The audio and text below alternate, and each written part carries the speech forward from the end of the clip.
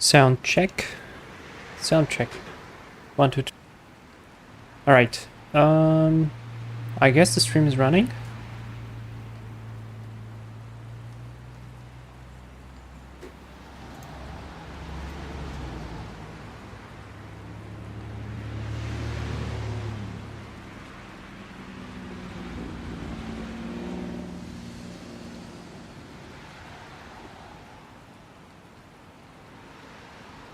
I can't confirm if it's running or not. All right, looks like it is.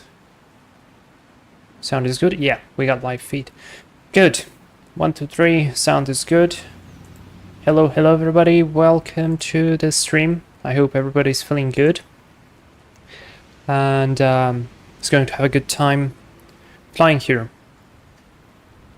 So welcome to a very wet and rainy Islay, I guess that's how it's pronounced, island, with the King Air C90B. This is the Freeware EVO mod, available to download from the forums. You can check out the link in the description.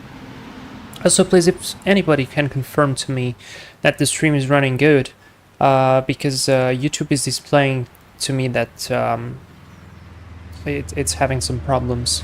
So I want to confirm that everything is fine. But yeah, we're going to take this beautiful bird. This is part of our preparation for the instrument flight on the Boeing 720 that I told you guys we're going to be doing eventually later on. I can even tell you already that I made a Smart Copilot config, so maybe we will be able to take it online with a crew. But yeah. First things first, King Air, a brilliant plane. I suggest everybody to try it out. It's very, very nice. It's freeware again, greatly modeled. The cockpit has been improved. Some objects of the cockpit have been improved. It's a joy to hand fly. Icing is simulated visually as well. And oh boy, yeah, the stream is lagging. Is this? I should be back now. Just waiting for the preview to update for me. Can you guys hear me now?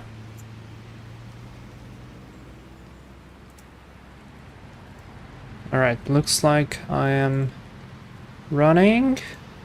Is it good? Let me move the camera a little bit. So let's see if it's okay. It's working good.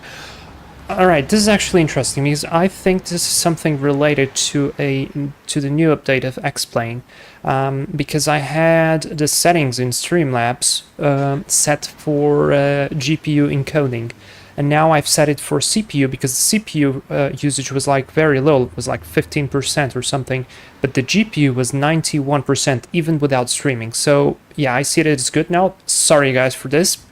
And thank you very much for waiting.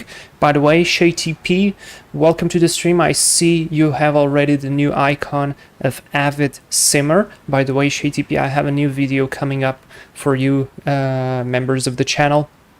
So it will come soon, I guess. Luke, 1, 2, 3, 4. It's your favorite plane. That's a very good taste on your side. Welcome to the stream, and thank you very much for helping me out to check your the stream to make sure that everything is running good. Sergio, hello! Grande abraço, meu. Tudo a correr bem por aí. Bons voos, pá. Vou-me divertir aqui bocadinho. Alright, so what was I saying? Of course, welcome to the wet and rainy Scottish weather. Probably if you are Scottish, you're not finding it very funny, but I don't know if you remember, guys, last stream we went to London City and I really wanted to have some rainy and grey weather. So I guess we're gonna get it today because basically on the entire flight today, we're gonna do 1, 2, 3, 4 flights today. We're gonna have basically rain, gray clouds, and all that good stuff. So yeah, I got what I wanted, and maybe it's funny. I don't know. I just feel like it's a little bit more, I don't know, atmospheric, should I say? But yeah, Logan Air, guys, you guys voted. Honestly, it was a surprise. I was not expecting LoganAir to get that many votes. This is a fictional livery for this airplane. Of course, LoganAir didn't have any King Air C90B, but they operate other turboprops, so why not just take the chance and use it? So yeah, flight's going to be very simple. We are going to be using VOR and ILSs only. I'm not going to be using GPS unless we specifically are going to require to do so, because I really want to prepare myself to be as proficient as I can flying with the VORs. And now that we flew on the Piper, and now this King Air is a little bit faster, so it's going to be slightly a different challenge. But okay, I think it's enough talking. I forgot to do something. I wanted to do a poll, a very quick poll, so you guys can vote. How many passengers are we going to take on this first leg? So we have 4 normal seats, then 1 close to the doors, that's 5, and we could take 1 more passenger into the cockpit, because if I am not mistaken, the C90B can be operated with only 1 pilot. So let's say the maximum capacity for us is 6 passengers. So pax number on first leg, and then it's gonna be oh god, wait, how can I do this? All right, yeah, exactly. So let's do 2, 4, 6, and 5, maybe. Yeah, let's do it. So until I prepare the airplane, you guys can vote for it, and then I'm gonna load up the airplane and get going. Now let me check something. Can I? Yeah. So let's open the door from the outside. You can also, yeah, you can open it from the outside. That's great. So let's go inside of the plane. It's wet. Open the doors. Get inside. Beautiful cockpit. I don't know why. You guys know that there is a mod for the King Air as well with the G1000, but I just prefer the look of the old avionics. I think it's so much better. But yeah, anyways, let's come here to the airplane. Just make sure that everything is good. Yeah, I didn't have my throttle well aligned. This is all good. This is all good. Just make sure that the avionics switch is switched off. And then this is all off. Very nice. This can already go to auto. And on the overhead, everything looks good. LPCB plane spotting. Hey, how are you? Welcome to the stream. So Floride Planner 108. Hello, man. Welcome to the stream. I don't remember about you. Remember you? So you must be a new guy. Welcome to the stream. Have fun with us. All right. So first things first. Let's just check here the voltage of the battery. We have somewhat close to 23 volts. That's all right. But I'm gonna call ground services of X-Plane so that we can have a GPU. So let's come here to the overhead, check, there we go. External power is available. Let's switch on external power. Get the tree all lit up nicely. Nav lights is going to come on, and tail flood is going to come on as well. Just making sure that everything is good here. This is an auto. Bleed valves are already on. I could set the cabin to dim, and fasten seatbelt switch is going to be off for now. Bar is going to be off, that's correct. And let me just add a little bit of light on everything, because well, it's kind of gray, so why not on this one, this, and that is good. All right, brilliant. I could switch on the ethos, but I'm gonna wait on that. It's gonna go to on, and the rest is looking fine. So far 6 passengers is winning. I need to get into SimBrief.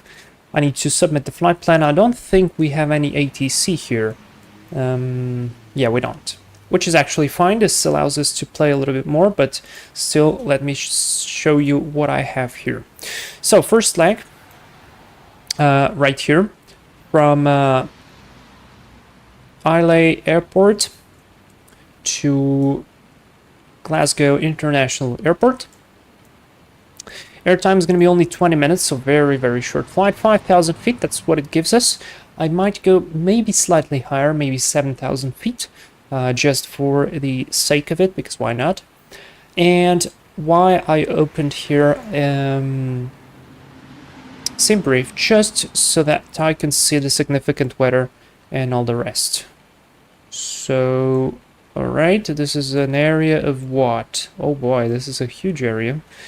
Let's see. So this means we're gonna have turbulence, moderate turbulence below flight level 100 and flight level 180, and moderate icing between flight level 100 and 160. So probably this should not affect us as hard, which is good, but still this airplane is certified to fly into icing.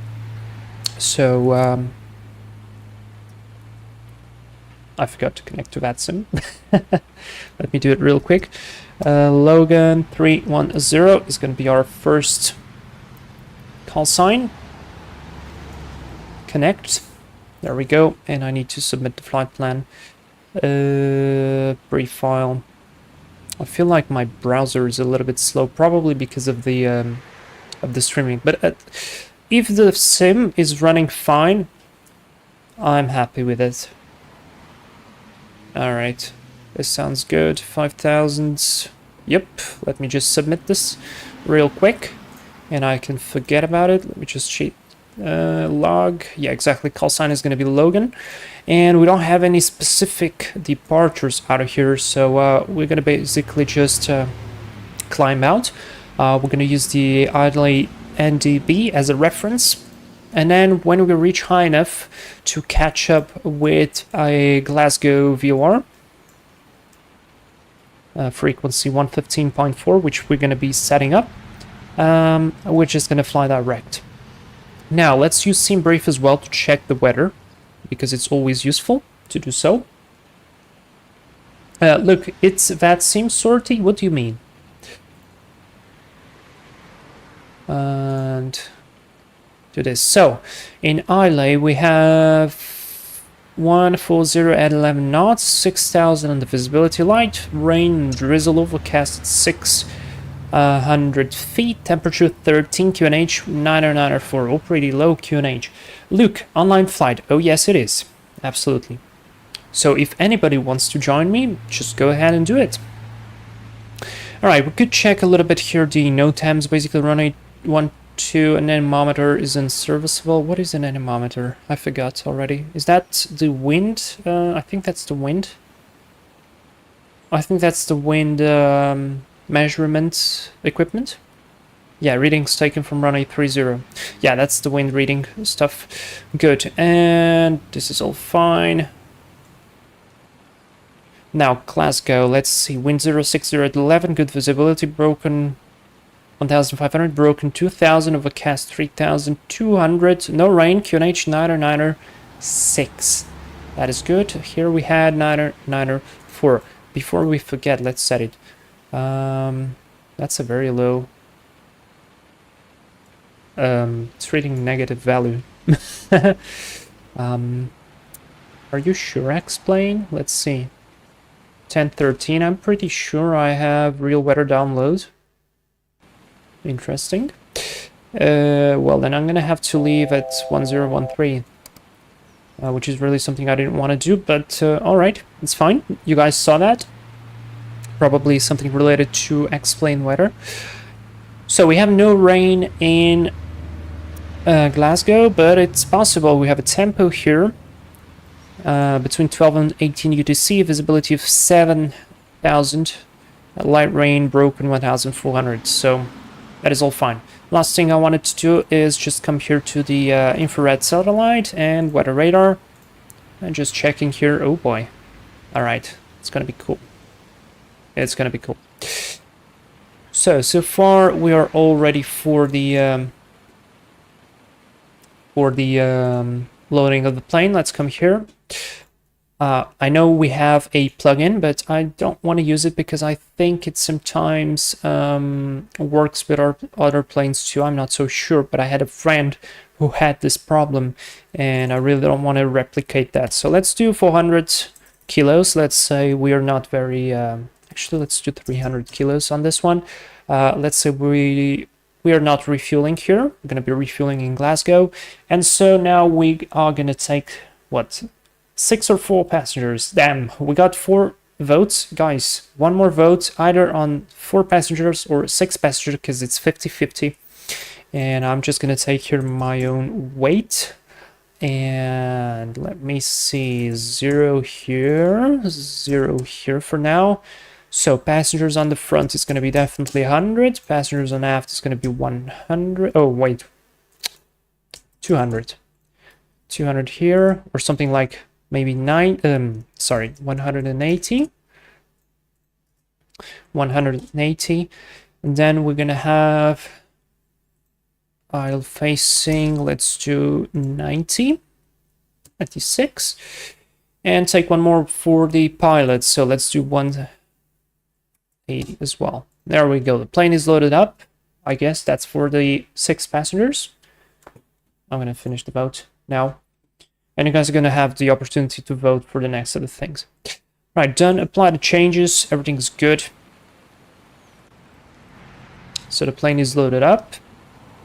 Let's actually, yeah, let's start the engines. Finish it all. Close the doors. So passengers are on board.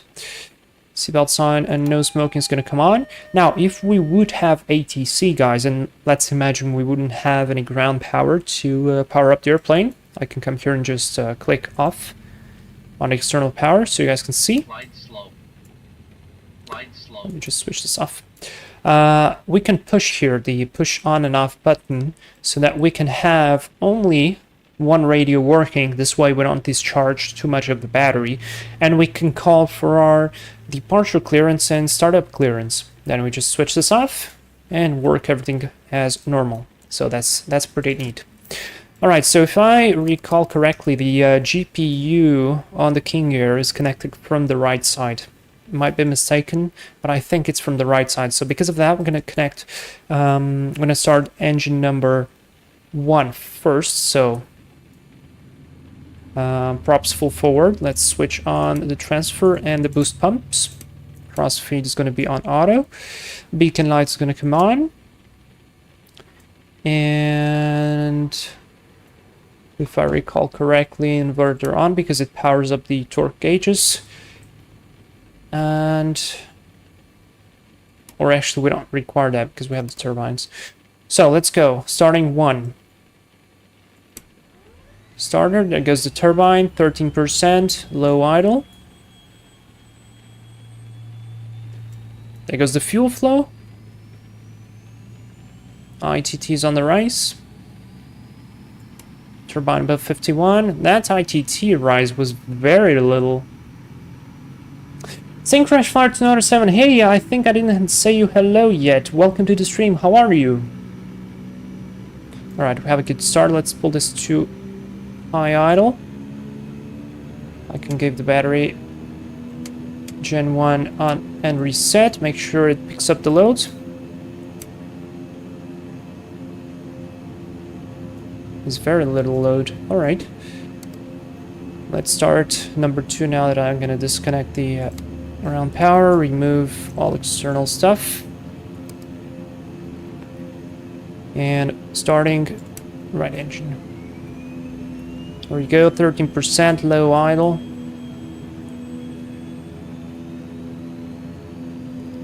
There it goes. ITT on the rise, 51%. Good stuff. Generator on and reset. There's the load. Beautiful. Now let's sync the mixtures. Put it to low idle. Beautiful. Avionics master power on. And I'm going to go auto fed on. Auto ignition is going to wait. Engine NTIs for now is going to come on. The rest is all good. This is all good. Now the GPS, if you guys run into this and you don't know how to start the GPS, you have a little button here. You press it on and it will switch on the GPS. We don't require it for now, so I'm going to just live without it. Rudder boost is going to come on, and elevator trim is going to come on. Flight director is not required. if his power is on. And now let me just make sure that I remember. Alright, I want to have the winds. Winds. And where are the...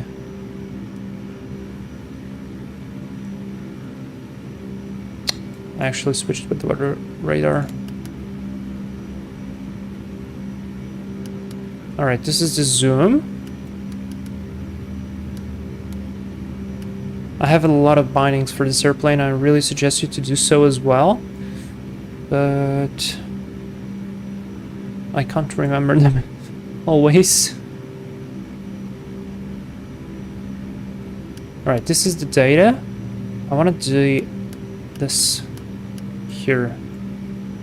I'm gonna have to go to my own video to check this out. Stand by. Let's do it real quick.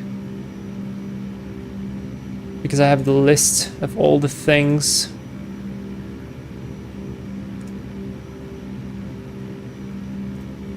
I checked before stream, but I forgot, so let's see. Nav data, map mode selector, IFIS map mode selector. IFIS map mode selector. Shift plus point. Aha, got it. Okay. Let's see. There we go. This is what I want. Now just remember that when you operate the switch, you have basically two map modes that are the same. The only difference is that you use them with the weather radar.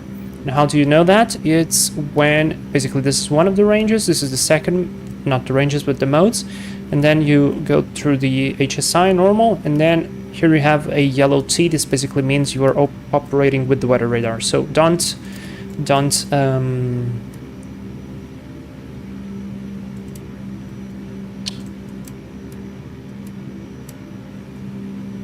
left no fuel transfer, right no fuel transfer. Okay. Transfer pumps off then. There we go. So don't get anybody scanned with the weather radar, because that's not very good for your health. Or for their health, actually. Okay, so 122 decimal 8, that is it. Now I require 114.5 for Glasgow. So let's transfer that on both nav1 and nav2. Oops. That is set, and now we only need one thing. Let me check here. The NDB is 3905. Let's check 3905. That is set. Switch this to the ADF, and that is good. Oh, we missed the clear prop, guys. That is true. That's a good catch. Some crash flyer. Alright, let's just do a mini brief real quick while we taxi out of here. Just making sure that actually I did that bad. Just making sure that I picked the correct side of the runway. So wind is 140 at 11. Let's do the longest runway. Longest runway is gonna be 12. So we're gonna have to do a backtrack, I guess. We are here on the stand. We're gonna probably taxi via the runway 25, then onto the runway 12, backtrack, and then get going. Basically, on the climb out, we're gonna go straight ahead initially to 5,000, and then we're gonna try to track an outbound course of 090 from the NDB. That's basically it. Yeah, I hope nothing fails. The rejected takeoff is going to be basically rejected until the rotate speed, which is roughly above 93 to 97, and that's about it. Let's just set the transponder to 2000. Transponder 2 on, taxi light is on, brakes are released, and taxi with the beta range. Clear on the right. Let's go. Flapless takeoff, long runway, no big deal. Alright, Bravo 3, let me confirm. Bravo 3, no. I'd go Bravo 1. Oh boy, I got scared of that truck. Let's come here. This is actually a runway already. Wow. Such a small place. Yeah, that's a runway, wow. Okay, if that's a runway, let's go strobe lights on, transponder 2 on. I'm gonna wait on the ignition so we don't use too much of the starters. And let's just taxi a little bit quicker, make sure that there's nobody around us. Yep, absolutely no one. I'm connected, but there is no one there.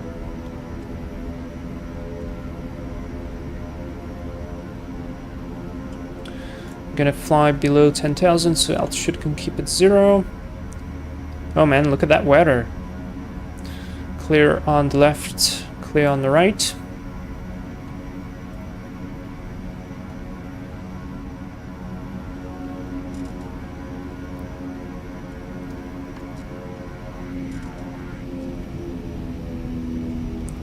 Brilliant airplane, really like it.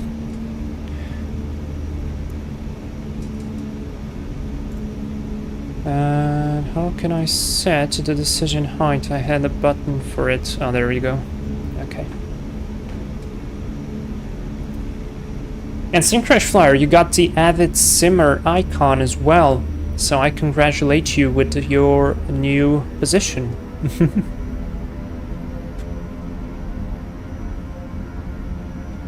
Okay, I'm not gonna do any feather checks and all that stuff. Let's just get going. I'm just gonna read through the before takeoff checklist. Whoa, whoa, whoa, whoa, whoa, brake. That was a bit fast.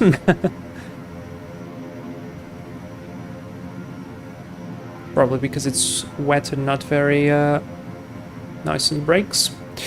Alright, stop here. Let me see, before takeoff checklist. So let's finish this up. This goes on, landing, recognition, hot 5. Anti-ice goes to normal. This one is fine, this is on fine, this is fine, this is fine, this is fine, this is fine, this is all good. We could switch on the wipers, but I don't think they will do us anything here. So, lineup checklist, auto ignition, armed, engine anti-ice on, hot 5 on, auto federal, armed lights on. Lineup checklist complete. And next is going to be climb. So, we are good. Let's sync the heading. Just one thing I forgot to do. Of course, it's going to be roughly 081, so let's do 081 here. Alright, takeoff okay, guys? Let's go. Let's pull the props, so we're going to wait for the prop to spin. And now it's spun up. We're watching for the torque and for the ITT. We don't want to over torque or overheat the engines. 1300 is good. Airspeed's alive. That's the wind. And rotate.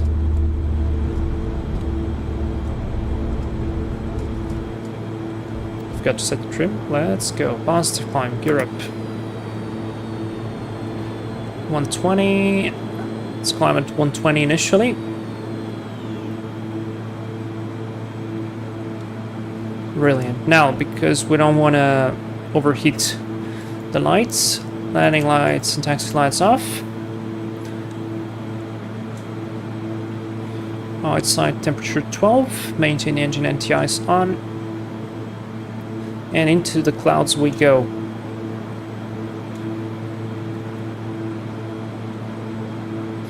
Probably a little bit of turbulence here. That is all good. So let's try and use the autopilot. I think I never used the King Air's autopilot here. So let's do heading. IS and... oh wait, flight directors, heading, IS, and yaw damper autopilot on.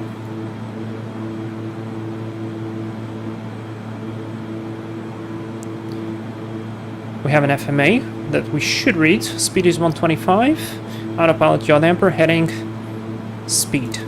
Good. 2000. Oh, we are above the clouds. Let's switch off the engine anti-ice. Just to see what are the effects of the engine anti-ice off. We gain torque and we lose ITT temperature, so that's good. That's a performance gain. Very nice. Let's drop a little bit the nose. Vertical speed down a little bit. Left heading. Let's do 070. So I've got to switch on the IFIS auxiliary power. This is in case we lose all electrical power. We're gonna have the possibility of having at least the basic instruments on. Oh no, autopilot inop. Not today, not today. Not today. 115.4. Ah, okay. I've set the wrong frequency. That makes sense. 115.4. Let's change that. And 1,000 to go. Let's go higher. Let's go 7,000 feet. Slowly accelerating, which is very good.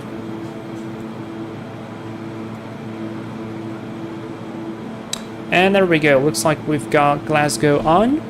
Now, one thing I want to do first is I want to reach here to 090. So until this needle of the ADF goes into the echo, we're flying this heading. And actually, we're doing a good job because if you can see there, we're getting close to whatever radial we have selected. It's not very precise yet because we are far away, but it's getting there. Let's try nav lock. Nav. VOR. And off it goes. 6,000 feet, 1,000 to go. Let's lower our climb rate so the passengers in the back get nice and comfortable. Every time you click on the vertical speed, it's a 200 feet increment or decrement.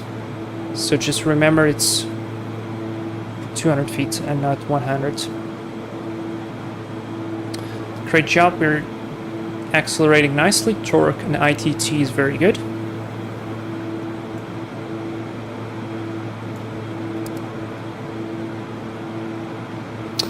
And that's brilliant. 54 miles to go.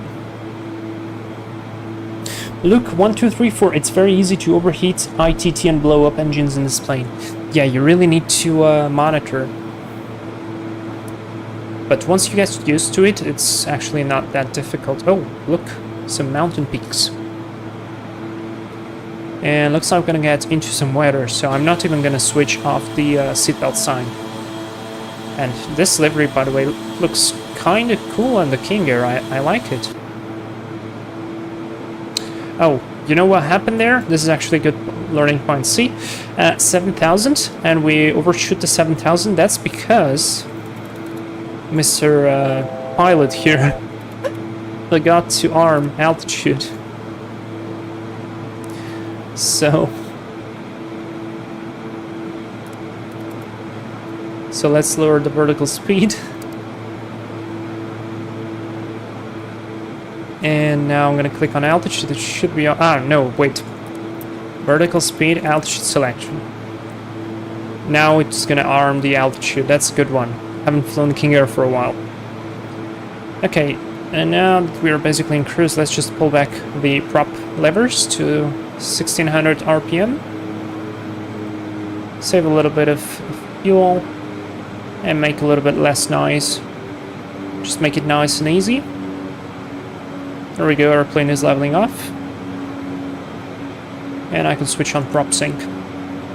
Now, if we overspeed, or not overspeed, but if we come too close here to the maximum allowed speed on the King Air, the autopilot will start to climb your airplane up so that you lose that extra speed. So don't try to fly with autopilot very close to the red line. There we go. Okay, now I just need to see latest METAR in Glasgow. Let's see. Latest METAR in Glasgow. We have wind 07010. Good visibility, fuel 1800, broken 2200, overcast 2600. So because the wind is 070, let's see here.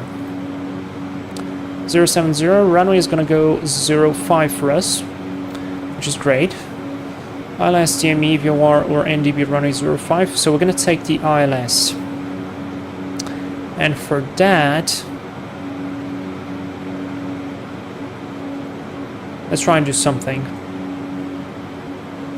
So remember, do you guys remember the memory functions here on the radio?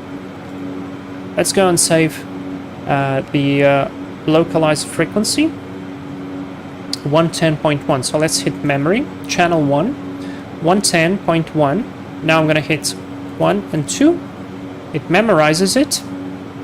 Now it should be keeping that into channel 2, I think.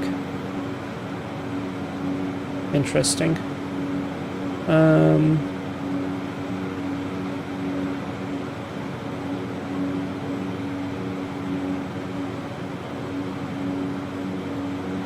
Alright, fine to me. So let's say I want to say 112.0 for some reason, 1.2. Okay, it doesn't go to channel 3 and so on.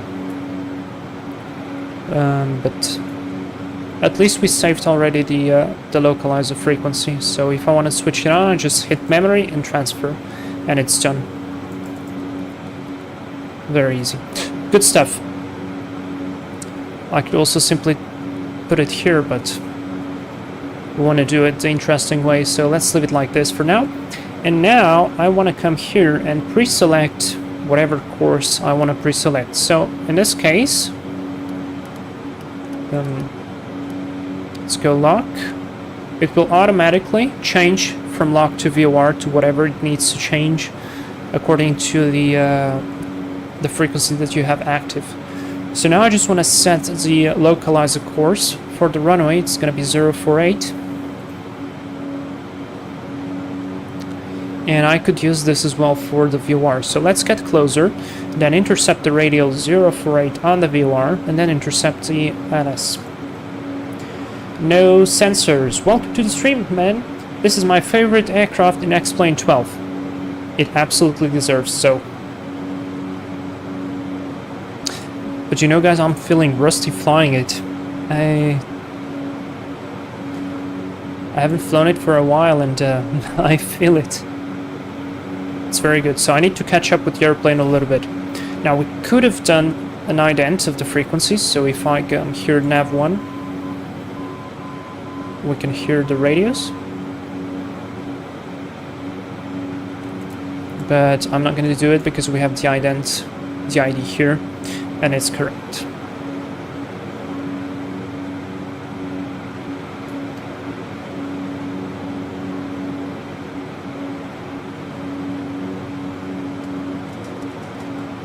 Oh, bit of turbulence there.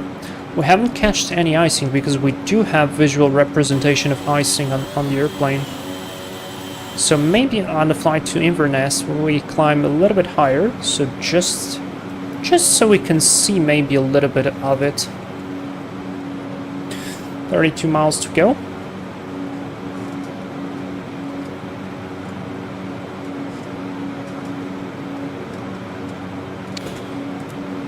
Switch over to the VOR. Can do a little bit of an arc flying, so maybe like I don't know, 15 miles arc.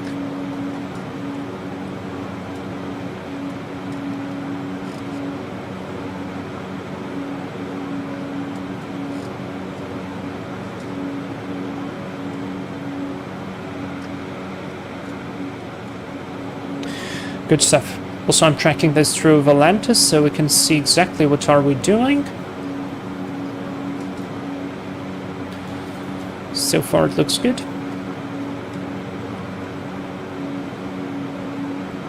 So yeah, let's set 3,000 feet.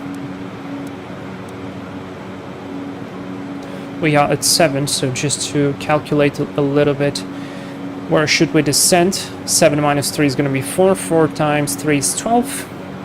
I wanted to go at 15. So we could start our descent. Let's do it. 3000 is set. Let's do vertical speed, altitude selection. 1, 2, 3, 4. So this should give us minus 800.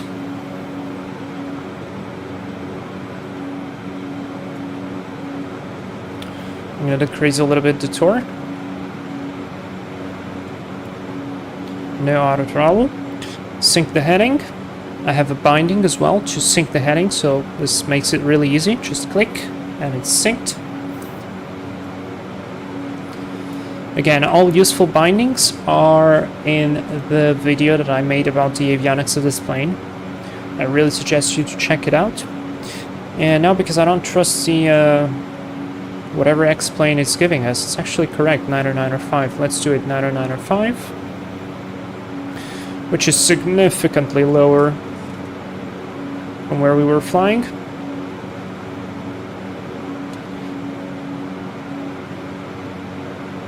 And we are on good track.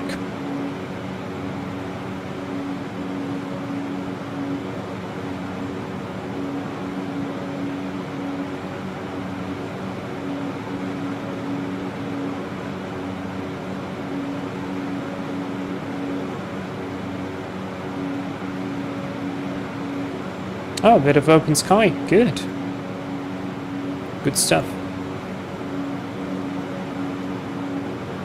3 degrees outside. It's actually fine. Or 37 Fahrenheit if you're American. A very easy system. Disconnect the prop sync now.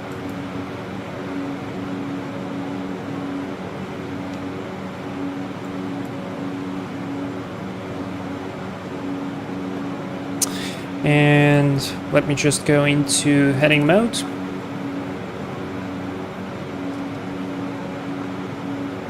We have flying radial 081. And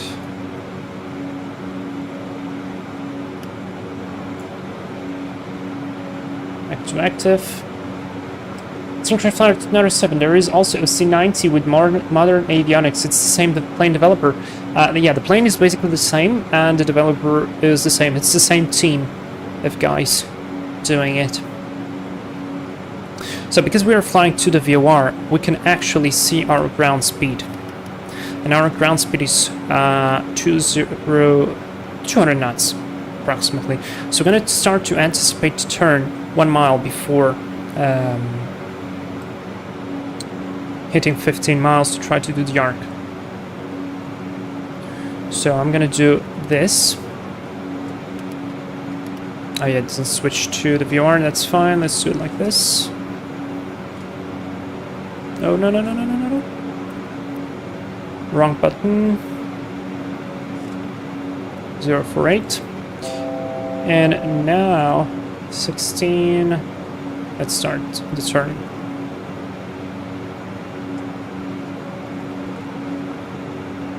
Now I can switch back to the wind, so I can have a better idea of what am I doing. And look, we are going to be entering the arc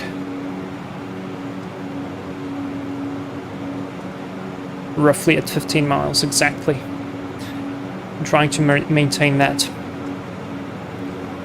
15, very good. Look at that, that was a perfect entry.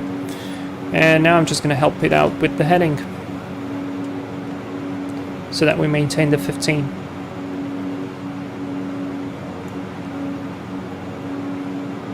.1, so let's turn a bit. Lowered the speed slightly. We had an aural warning for the altitude, that is good.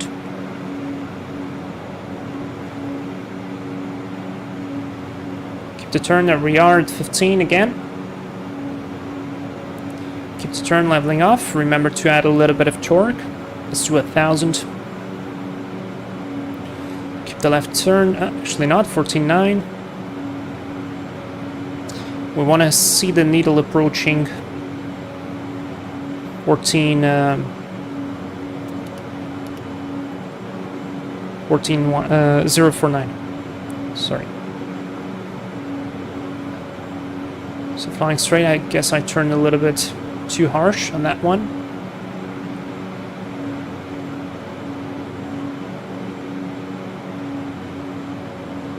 Hoop 79, great plane. I built a desktop G1000 version of it. It's fully integrated, including all annunciators. Shout out to the developers of this. Whoa, I think you should. Hoop 79, that's amazing. Did you send a picture of it to the developers? I think they would be super happy to see it. That's amazing. Wow, that's like really cool. All right, let me switch to let's go memory 1, transfer. There's the loc.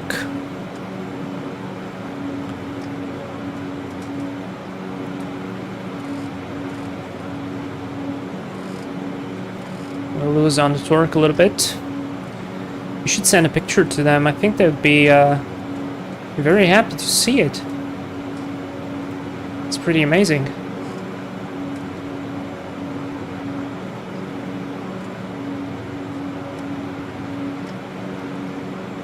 Did I really miss the localizer though? Did my plan didn't work? No, it's fine. But I'm turning just in time, I guess. I hope. Yeah, there comes the needle. Let's go.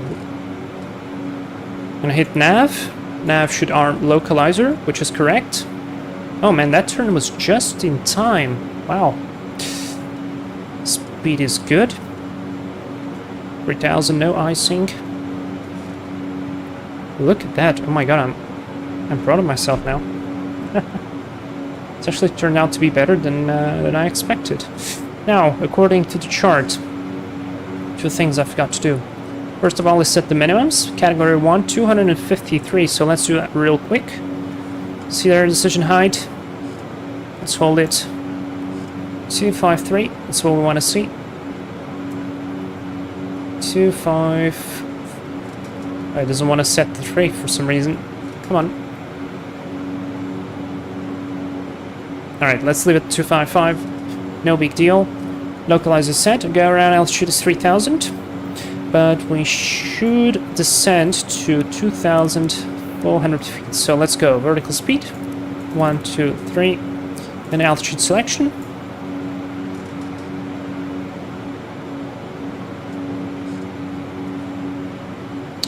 miles. Yeah, that wasn't a bad arc. Not perfect, but not bad. Oh, and we get to see some outside views. Look at that. That's pretty neat. Owen Tomlinson, good afternoon. Hey man, welcome to the stream. Is this compatible with the GTN 750? That's a very good question. Unfortunately, I don't know if it is or not. I guess you need to ask the developer. If I am not mistaken, which I might be, on the previous version it was. So maybe on this one it is as well. Okay, I need to increase the torque. I'm getting a bit fast. And let's arm approach, because the glide slope is right there. So, approach. Glide slope is armed.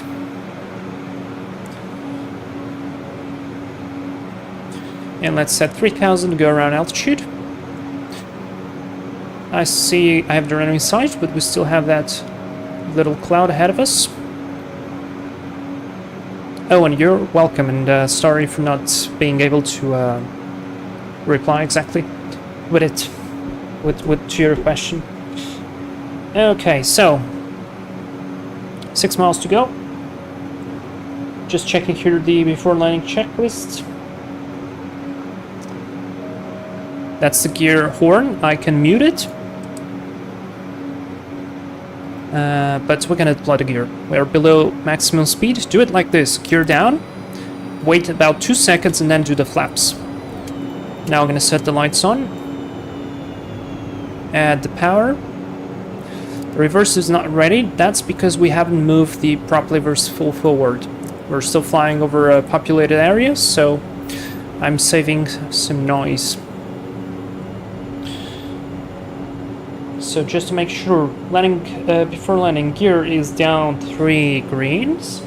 Auto feather is armed, landing lights are on. Yacht Emperor. You should disengage it. Disengage the Yacht Emperor. Now, don't worry that it still appears here with the disengage. It will disappear. Just focus on the FMA. And props are gonna go forward in a second. Let's go flaps full. And now aim to about 400 of torque. And blue line. Beautiful, look at this. The plane is perfectly stable. Ekaterina, hey, welcome to the stream.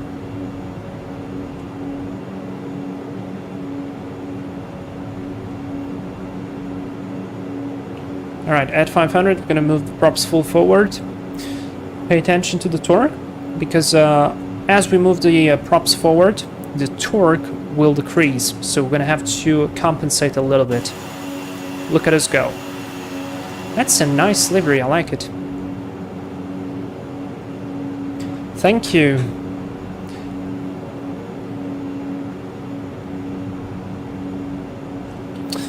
Alright, I'm just confirming I need to vacate to the right.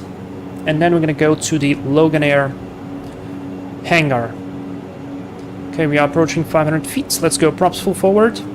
See the torque? It dropped. So we're gonna add a bit. Maintain the speed. That is stable.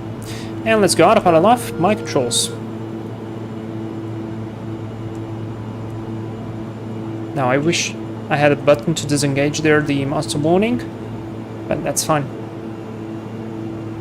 Ah, man, this King Air feels so good to hand fly. Also, good tip: have a binding for. Let's continue and look at the train. Have a binding for the aileron trim because it's quite useful on this plane.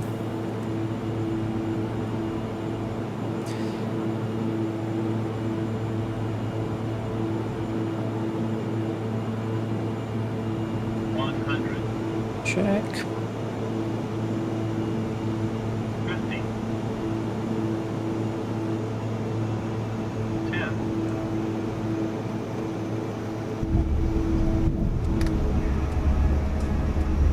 And just a slight reverse, because otherwise we'll brake real fast.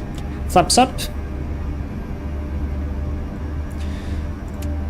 Disengage all the warming things. Hot 5, basically. Landing lights can go off. Auto ignition, auto feather off. And I wanted to vacate there. I missed the exit.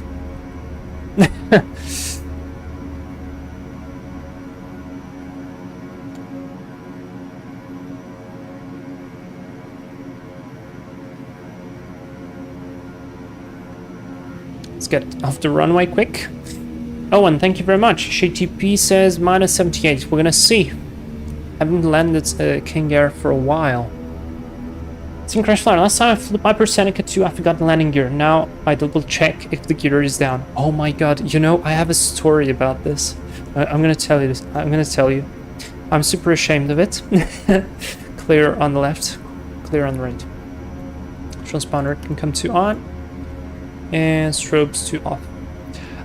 Basically, I was flying with a friend, still in X-Plane 11, on the Metroliner, on the Freeware. You know, from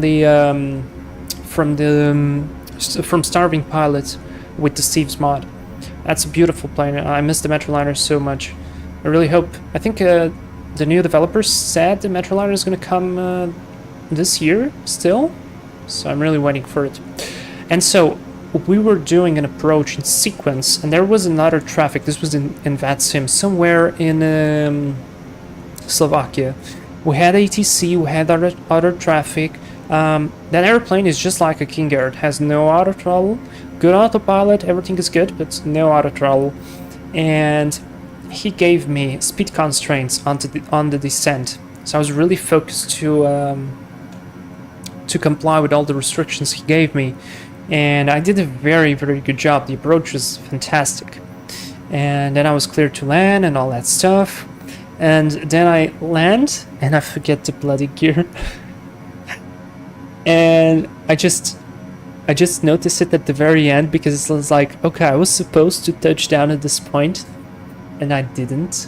What's wrong? And then it was like, oh, the gear. And then I just hit the runway and I skidded across the runway and I stopped on the runway, and then it was mega fun because the ATC basically asked why was I still on the runway, and basically that was that was a little bit yeah, you get the idea. So yeah, it happened to me too, and since then I haven't forgotten about it once.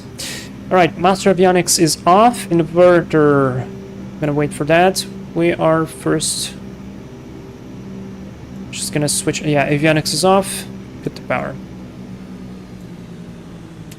1 and 2 off. Inverter 2 off. Below 30. Drops the feather. Seatbelts 2 off. And now just wait for the pumps. They need to be switched off when the turbines hit below 10% N1. And let's go off, off, off. Battery off. Good stuff. Actually, battery, we're going to keep it on because this is the Logan Air terminal, basically, according to the charts. So we're going to have some ground power here. Absolutely true. I hope so. So I'm going to leave the external power on. And open door. Let everybody out. While we prepare the rest of the flight. No sensors. Nice landing. Can be a pain to keep her on the center line. Oh yeah, especially with wind. Thank you very much. And thank you, Owen. Yeah, so that story, that is absolutely true. I wasn't streaming that time. But yeah, it was, I don't know, you see that perfect flight when you do everything so good, and then there is one thing which absolutely destroys you. Yeah, that was exactly that flight. All right, okay, brilliant. You can see my landing. Here we are, nice departure straight ahead, then onto an intercept of radial. Then we catch the VOR to Glasgow. Then we got a custom about 15-ish mile arc to intercept the localizer. This intercept was perfect. And the landing was minus 147, so minus 78 is actually not that far. Brilliant. Now, let's plan the next flight. That's going to be Logan Air 311.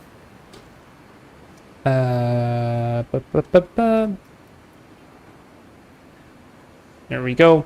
And we're flying to Inverness now. So let's prepare all the stuff. You guys need to vote on the passengers again. What the hell was that? Was that a door? On second leg. Passengers. Passenger number. Alright, let me choose 2 packs. 2 Inverness. So, 2, 4, 5, 6. There you go. You guys can vote on it. And I need to come here, close this chart, and open Inverness charts. And basically, first of all, I want to see how this airport looks. Okay, so we have basically 2 runways, I guess, 2 hotspots. That's good to know what the hell is going on the outside. Oh boy. All ground services from Austin just came in rolling. God, I got scared there. Is this an active runway? It looks like so. Runway 11. Wow. 701 meter. How about... Actually, no, we can't land there. Probably because of the weather. But that would be a challenge to land there. Maybe another time. You know what? Actually, on another time, we're gonna take the King Air to Azure, because there's a lot of beautiful islands there with beautiful airports and very challenging winds. I actually checked it yesterday and it was very hard to do a stable approach. So, yeah, absolutely. Okay, so, first of all, Inverness. METAR 080 at 1 knot, so very light wind, that's actually good. Good visibility, few 600, broken 3200, so looks like no rain. Oh no, I wanted the rain. Have temporary. Probably, let's say 30%, I guess. Probably to 40%, so maybe the weather is gonna go bad. I hope so. Let's see. Anyways, first things first, let's check the departures out of here. Do we have any non-air nav departures from Glasgow? Let's see. This is all arrivals, departures, jet, non-jet aircraft. Let's see this, let's see this. Non-jet aircraft only.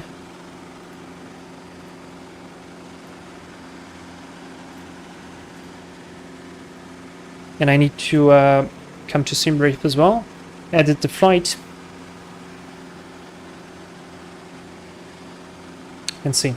JTP, actually wait, stop. Flying to 370. Hey man, welcome to the stream.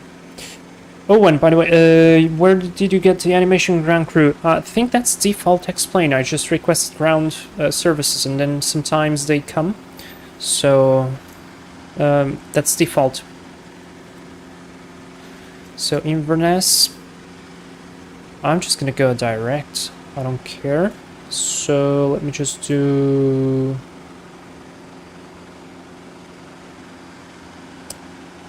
Yeah, just gonna write direct and that's it. Generate the flight, because I really just want to submit the flight plan. Disconnect, connect, Logan 311, connect to that sim. Yes, I know. And then I'm gonna come here to prefile that sim. File flight plan. Flight plan is filed. And let's see. This is one of the departures. We're not going south. We're not going south. Not going south. This is an interesting one, but it looks like it requires.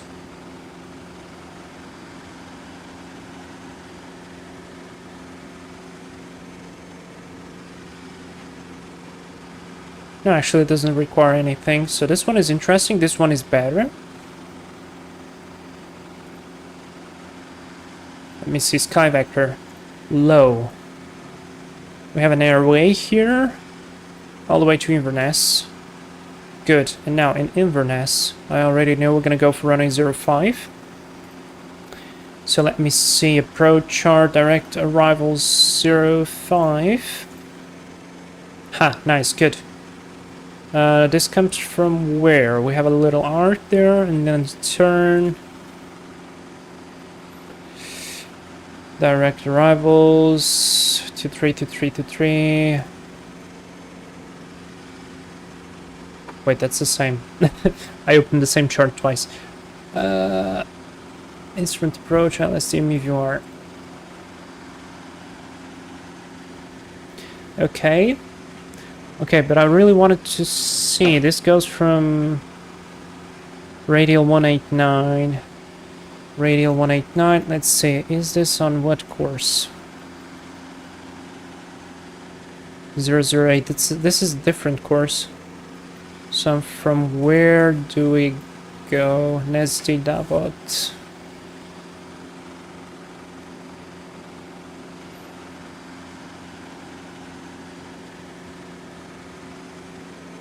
I'm just trying to understand how do we need to do the approach. Instrument approach chart, URDME.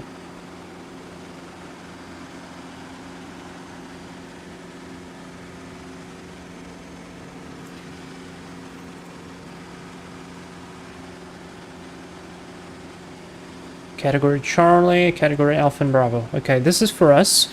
Okay, so let's see. We're required to go radial 189er. This is course 189er. Ah, okay, actually. Stupid me. Yes, basically we are going on this airway, then do the arc, and then do the approach. That's good. Also, I think this is the Loch Ness Lake, so probably not today, but if something goes wrong, that's probably because of it. Okay, sounds good. Then we're gonna have to go by that airway, and let me see, what are the points we have here? Filing. Departure from Glasgow, filing, exactly. So, let's do this departure. 5 miles to Xaxus, then left heading 338 to intercept filing course 008. Fantastic, sounds absolutely perfect. Did you guys understand anything about what I was talking about? Yes or no? I don't know. Okay, we got 50% on 2 passengers to Inverness, and that's exactly what we're going to be taking. So let's go. Customize. We're going to give it a bit more fuel. We spent 100 kilos on this one, so let's give it 450. Now, 1 pilot, 2 passengers. No, nothing here. And let's just say we're gonna add like 30 kilos of some mail. Some mail to Inverness. Okay, this sounds good. Center of gravity is good. Done. Apply the changes. Let's see. Yep, we are good. So, first things first, seatbelt sign on. Does it actually display anything? No. Alright, let's close. Get there. Let's disconnect the ground power. Still have plenty of battery. Yep, battery is good. Stop the ground services, and let's go. Boost pumps, beacon light on.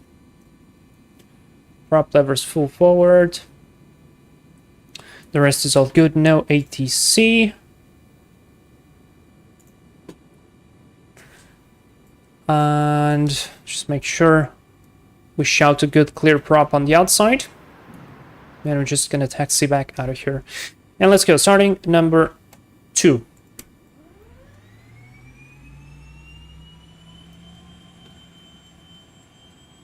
Low idle. There it goes. 51. ITT roll back. The ITT needs to be tuned. That's very low. Engine is stable. Let's go to high idle.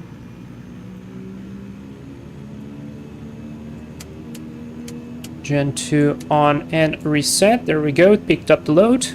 Starting 1. 13.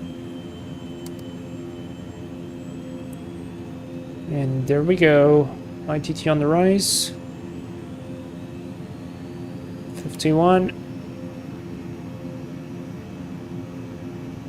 Very good. Gen 1 on and reset. There we go. Picks up the load. To high idle as well. Both to low idle now. Loads are not synced though for some reason.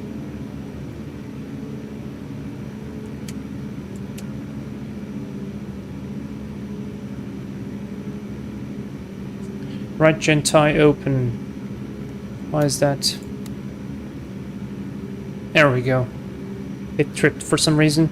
Master avionics on, inverter on, auto feather on, taxi light is on, strobes are not required, the spawner standby, rudder boost and elevator trim on, flight directors, let's leave them on, and let's go. So for this flight, it's a little bit longer. So what's the distance actually here? It's like 100 miles, I think.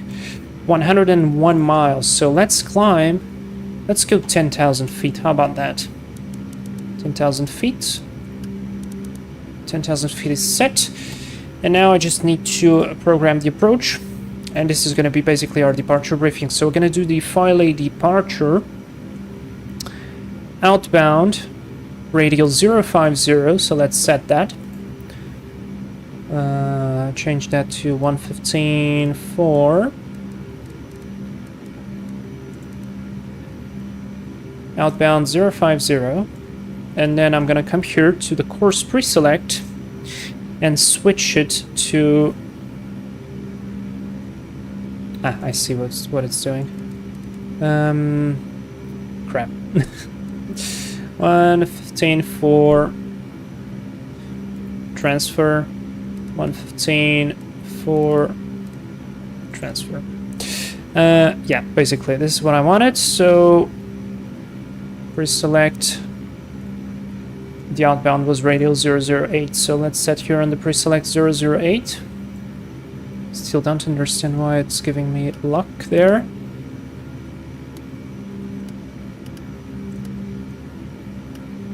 Okay, I'm gonna do it like this then.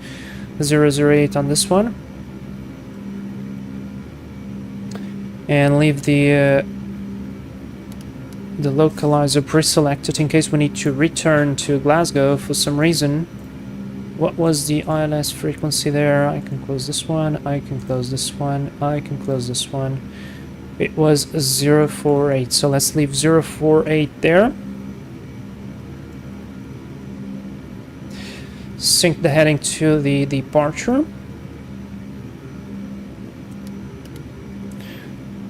Like this, and we're all set.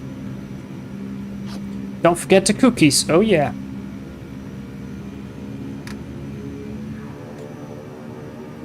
And outbound we go. Let's run. Out of air is good. Everything is good there. Clear on the right. So yeah, we're gonna have to fly to some Azores Islands because that is gonna be funny. We do have some very changing winds close to the ground because of the mountain, and that's literally challenging. I felt that like that was more difficult to land than in Madeira. Clear left, clear right.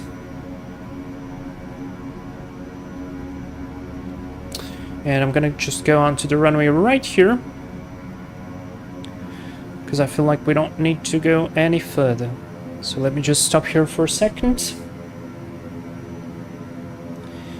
And let's do everything. Ignition's on. Lights. Recognition, strobes, hot 5, window heat on, and engine anti-ice on the departure, yes, transponder alt, this is all good, this is all good. Alright, final is clear, right side is clear, just check that nobody there is on approach, yep, we're good, let's go.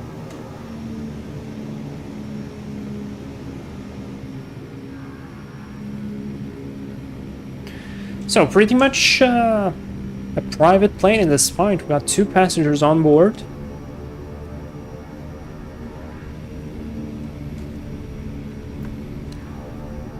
Let's do a nice lineup. This is more than enough runway for us to depart.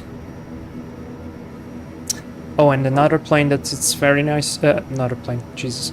Another place that's very good to fly with the King Air is Iceland. We really need to go to Iceland. Flapless departure. Let's go. Spool up the prop. You guys are ready?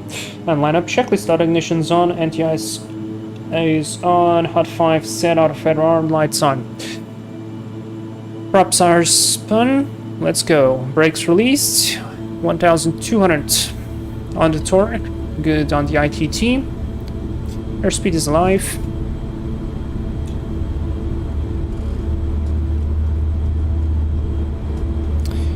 And rotate. Positive climb gear up. Pass below line.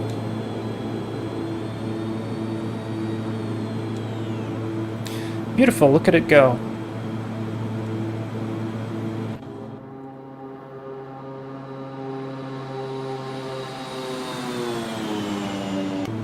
Oops. Let's get back on track. Like that. Drop the nose just a little bit. Tiny bit of aileron trim.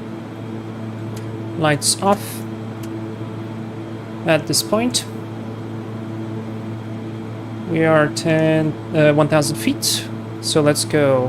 Heading, vertical speed, or actually IS, altitude selection, yacht Emperor autopilot. There's the VOR coming close to us.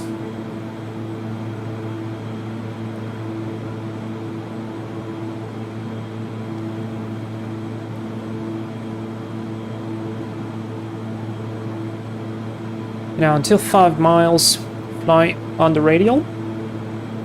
Let's go lock, or nav, should I say. Nav's armed.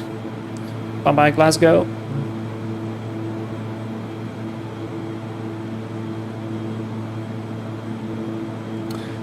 Let's lower the nose a little bit,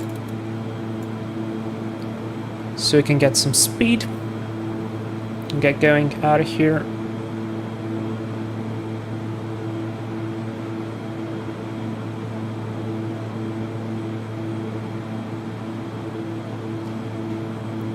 Let me try something. Ah, now I see what I did wrong. I wasn't setting correctly. I forgot to set course change there. Right, we've got almost 5 miles. Then we're gonna have to go to a heading, so we can already push heading sync, switch to heading, and now it's gonna be heading. This is the wrong chart. Route 338. Let's go heading 338. Roughly there. Heading 338 is set. 145 on speed, looking good, and out of the clouds we go. Fantastic. Oh wait, that's not heading 338. 338 is right here. I saw the number 3 and just got... Yeah, that's it. Rip me. Out of the clouds we go. Let's go engine anti-ice off. Monitor the torque. Torque is good, and now I can change to the other course. There we go. And now we're going to be intercepting the course 008 from Glasgow. Can add a bit more torque. 1,400. That's good to me.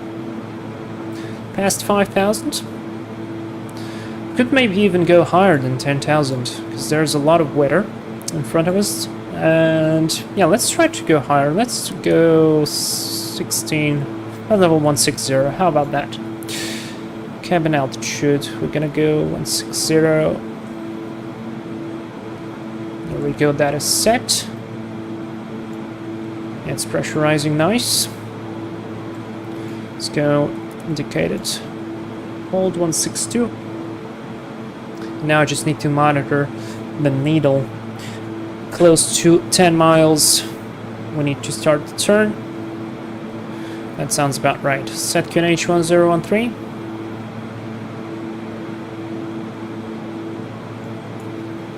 -2 outside temperature.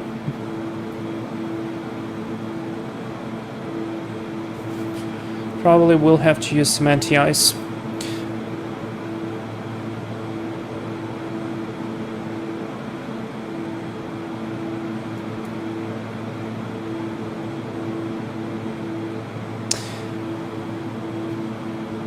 Alright, that's 10 miles. There's the needle moving. Very good. So I could arm nav. Let me just wait a little bit more.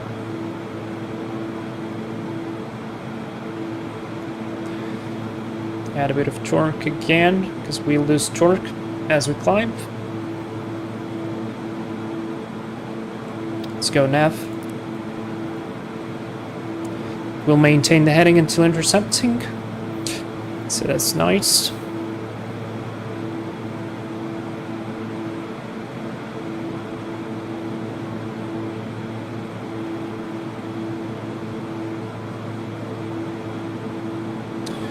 And there we are, intercepting the radial Approaching 10,000 feet. Recognition lights off. Tail floodlights off.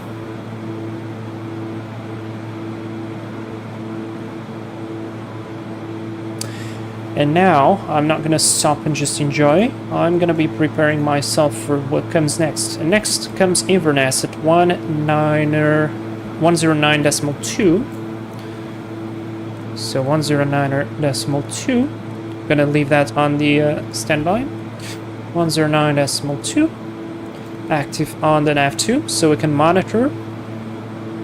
See when the arrow just points to 90 degrees, that means we're not catching any signal from it. And we're getting into some clouds, so let me just come and switch on the engine anti-ice. Lose a bit of torque, but we are just gonna add more of it. Just watch out that ITT.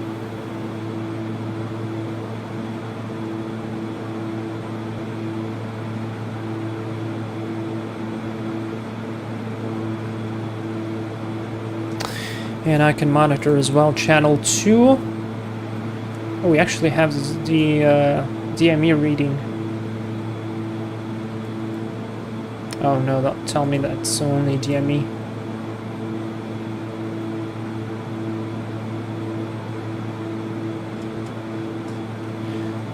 Nine is 0.2, that is correct. So let me come here to memory. Let's do memory 2. 109.2 just in case. Save this frequency, and now I'm gonna save the frequency for the ILS, and the ILS frequency is gonna be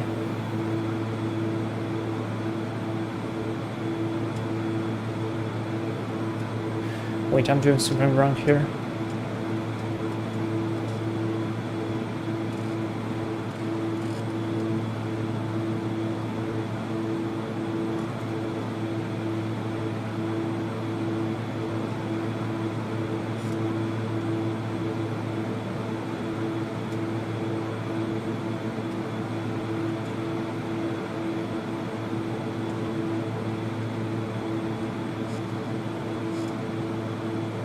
Yeah, that's the VOR, but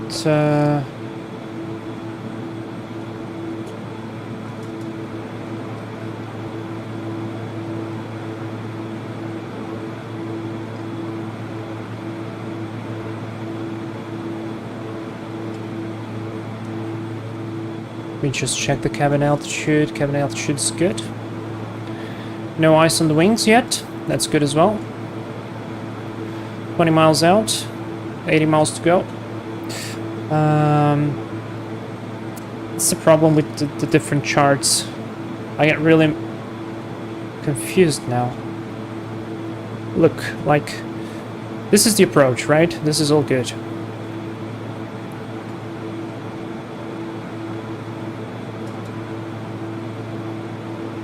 We come into the VOR. 109.2.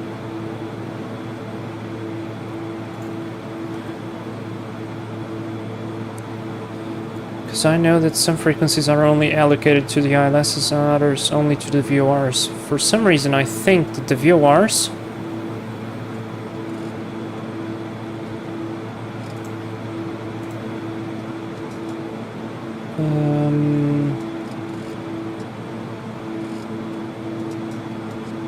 so this is the ILS frequency 108.5. Yeah, I guess so. 085, Jesus Christ, I got really confused by myself. Okay, I can't add any more torque. This weather is fun. Let's see, if I switch off the windshield anti-ice, what will happen? But yeah, okay, first things first, let's come here to memory. Channel 1, I want to set 108.5. I guess I just got a brain fart. Store this frequency in case we need it. And oh, I guess it's getting really iced up. Yeah, look at that. Oh boy, we're really getting iced up. We need to do, where is it? Props going on, and then we need to switch this on, and then I need to cycle the anti-icing. on the wings, which I forgot where it is.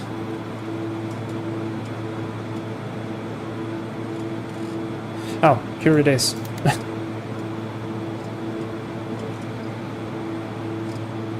Okay, it broke itself. Got really scared there. Let's leave the prop anti-ice on. See what happens again if I switch off the windshield anti-ice. I like the screenshot, by the way.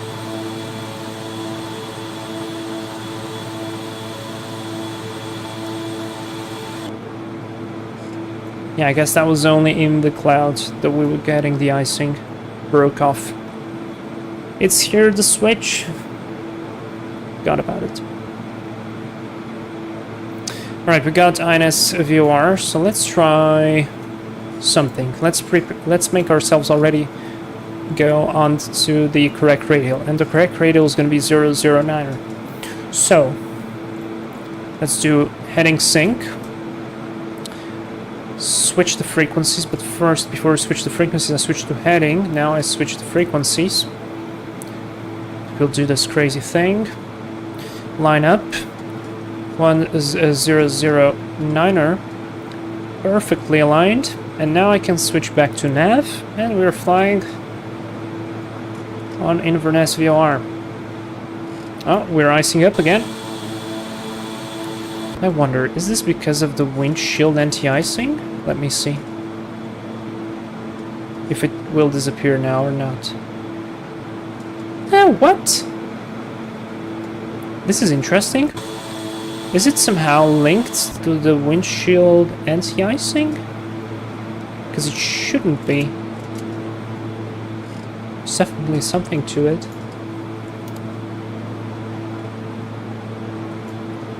Ah, now it appeared a little bit. Alright. Don't know what's what with that. But that's alright. No sensor. That is terrifying. Ice is no joke. Oh yeah.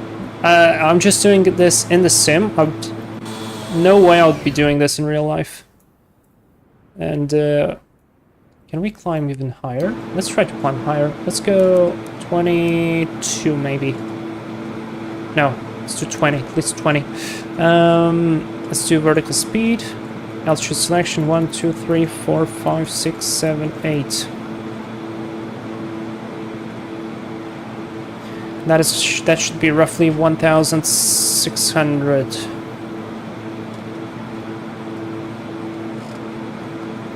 $60 miles to go. I really want to see if we can break out from the clouds. And also let's just calculate our top of descent. So here we should start to turn at DME 14. The arc is DME 12. And then let me just do something here. VOR, localizer, pre-selection. Pre-selection should be 051. Let's do it. 051. That is set. For the localizer. And now speed is increasing. That's good. And now we need to pass 14 DME above 4,500 feet. So let's say we cross here at 5,000 to make things a little bit easier. So 5,000, I'm climbing flight level 200, so 20 minus 5, it's going to be 15. 15 times 3 is going to be 45. 45, we are 55 miles up. We are just good. And let me do...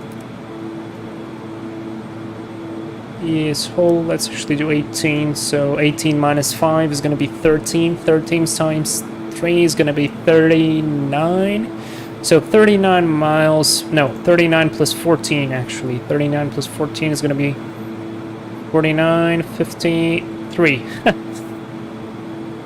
so we should start to descend actually now. That's alright, we are on a King Air, we're going to have enough drag to get ourselves down. I just wanted to go outside of the clouds. Now let's drop the prop to 1600 the torque will increase, the IDT should decrease. That's exactly what's happening.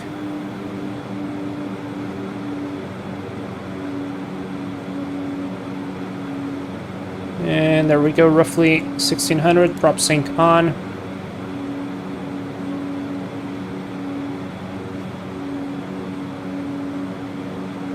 And now we could start the descent.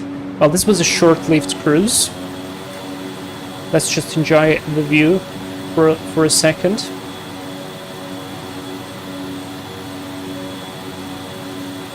Looks good.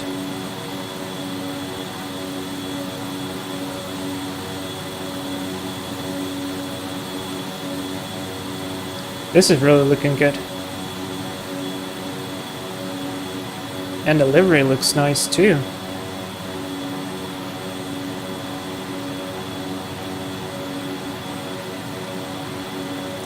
Alright, let's get back inside. Let's start the descent. Let's set 5,000 feet. Vertical speed, altitude selection 1, 2, 3, 4, 5.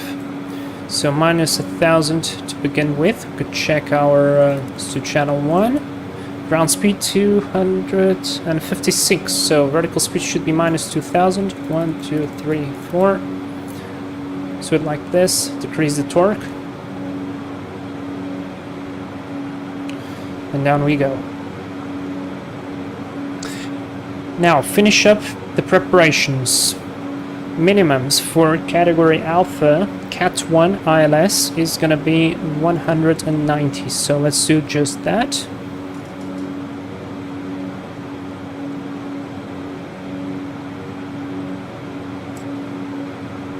Perfect, that is set, and basically we are ready. Let's actually go minus 2,000.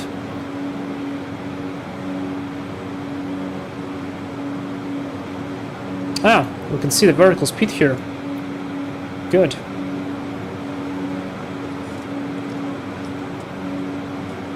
Synchronous Flyer King Air is one of the most best looking planes. Kinda agree. I actually kind of agree. You know what I really want? I really want the Airfoil Labs King Air 350 to get to this level. Because it's a fantastically modeled airplane. The sounds are beautiful. I mean, here the sounds are not bad either. But that one, the sounds are just fantastic. And it's lacking on the systems, and it's lacking especially, which is the worst part for me, on the hand flying aspects. It's just not very good. Alright, and I need to drop the torque, otherwise we will get there into the red line. So, see, I dropped the torque, speed is going back real fast.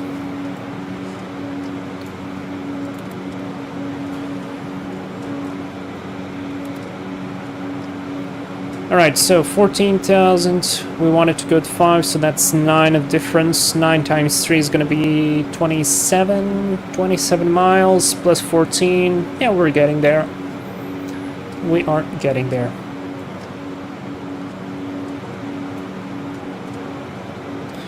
Just check the METAR in Inverness.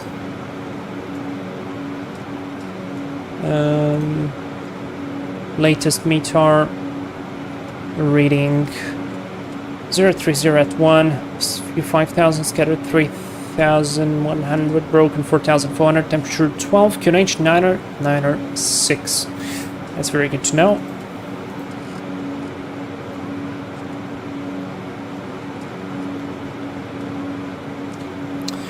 Niner 906.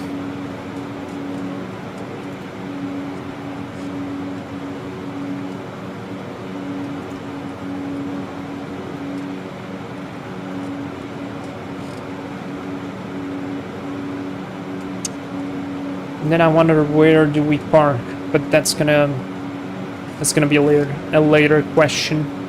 I know that we're gonna be vacating on the other runway, that's for sure.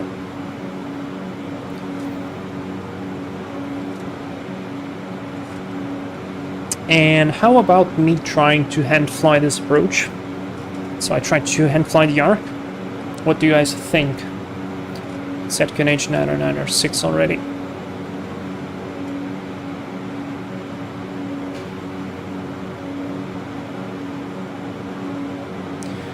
Approaching 10,000. Bit of a break through the clouds. 10,000 feet, recognition lights on, tail lights on, prop sync off. Cabin pressurization is nice. Oh, even get a breakthrough, nice.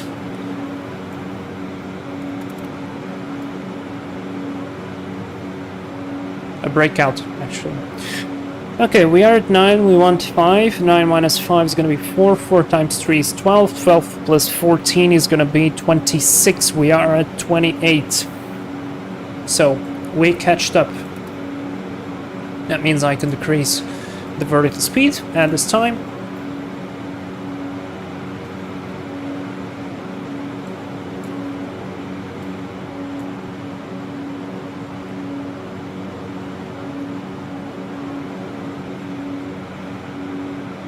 And the scenery is looking interesting.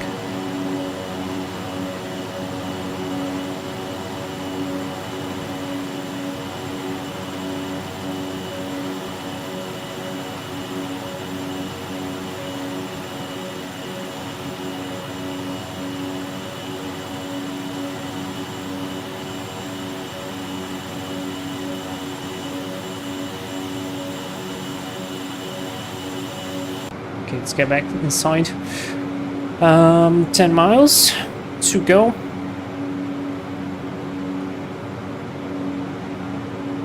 Can add a bit of speed. Just a tad of torque. And I just now noticed that Valenta doesn't have the destination. So, let me do that for you. There you go. So, let's do the trick. Autopiloting up from 15 miles. I disconnect the autopilot and fly the rest of the approach. And you guys help me out. You guys are gonna help me out. You guys are gonna write on the chat where do I have to turn. So, what do I want to know? 14 miles, left turn to intercept the 12 miles arc, and then I should keep above 3,500 until the radial 211, and then I need to descend below at or above 2,700, and then on radial 211. Oh wait, what? It says 2 radials. This is a mistake actually. You guys see here? It says the same radial. Ah, no, wait, it's 211 and 221. Oh my god. Okay, no mistakes. 211 and 221. Oh boy, I'm gonna forget this. I start the right-hand turn to intercept the localizer. It's a 3-degree path, and I should maintain the 2,700 until intercepting, which should happen at roughly 2.9 miles. Yeah, sounds about right. Okay, you guys can give me this info. I'll be fine, or it's just better for me to keep it on the second screen. Well, I guess I'm gonna maintain this on the second screen just in case. Hey, there we go, 1,000 to go. 16 miles. At this time, I could already disconnect the autopilot. Let's disconnect the autopilot. Prop sync is off. Autopilot is off. Trim the airplane for the aileron, otherwise it will start to roll. Master warning off. Flight directors off.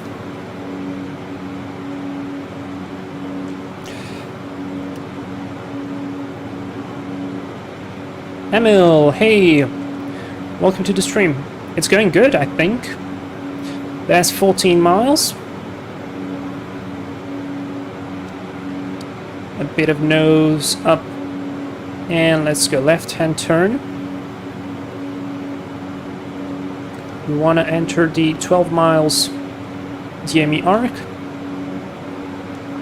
Now I can descend down to 3,500. That's why I'm maintaining the descent. And let's go. 30 degrees turn. 12.1. I feel like I slightly overshooted it. Yeah, that's alright. I'm gonna correct that. Should have kept the turn rate. That's fine, we're gonna recover it real easy. Checked, 4,500 approaching.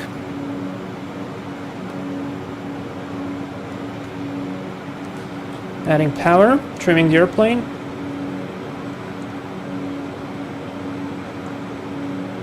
There we go, now I can switch over to the localizer.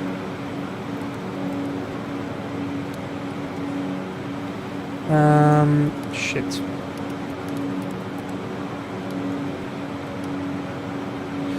Okay, wait, flat. Got a bit lost there. Let's do it like this first.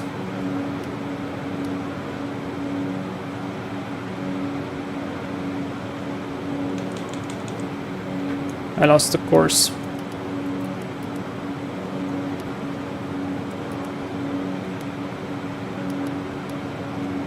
Why did I lose the course though? It's alright.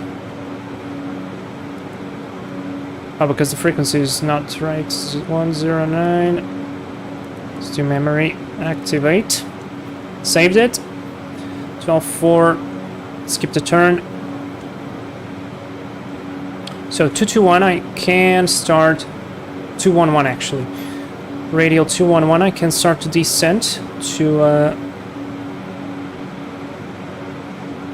3,500 feet. Jesus, that VOR course thing really messed me up.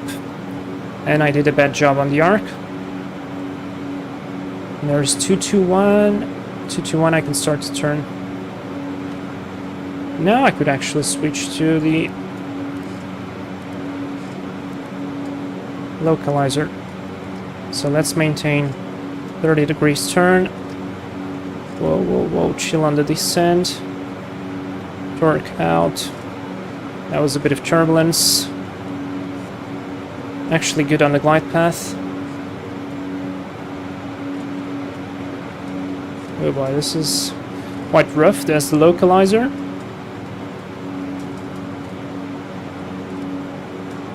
Keep the turn, keep the turn, keep the turn. That arc was a mess.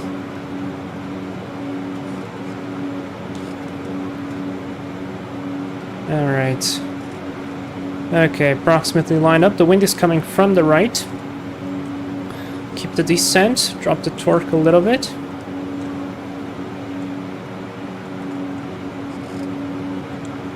We're getting up now.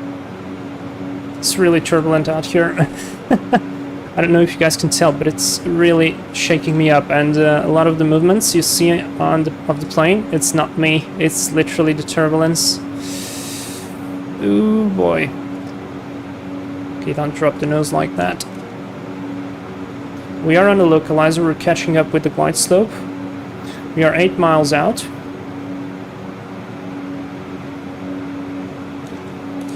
Okay, the only thing I want to do now is drop the gear. Put the flaps down. Switch on the lights. And we're out of the clouds. Okay, now I just need to find the glide path. I don't see the runway yet. That's alright, we're pretty good. A little bit coming to the left there. And the plane feels more stable. Let's maintain the speed close to 130. Man, that was difficult. That was difficult. And they want to put one pilot in the cockpit. Yeah, really. Great idea there. Okay. We got there. We got almost stable now. Go around is 3,000 feet. 3,000 feet is set. I can actually see the runway now. We're nice on the localizer, almost there on the glide path.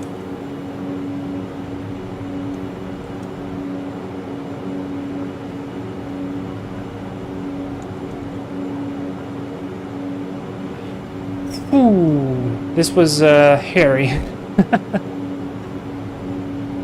I really messed up there with the courses.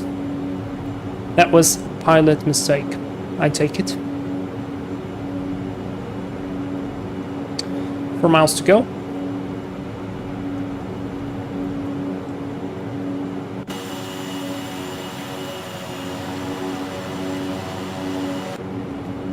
Yeah, that's true. The fields are nice. Okay, once we reach 3 miles, I'm gonna pull flaps full and reverse forward. Yeah, no fuel transfer, that's alright.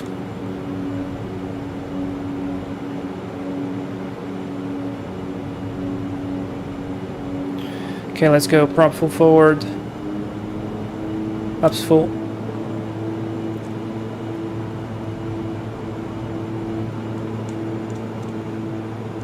Compensate with the torque. Checked, we are stabilized.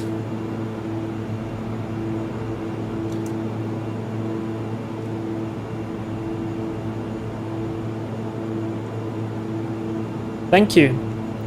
Thank you for the good luck. And landing checklist. Gear is down, pretty green. Oops. Auto fares on, landing lights on, yaw damper. Actually not disconnected. Let's disconnect the yaw damper. Off. A little bit low correcting.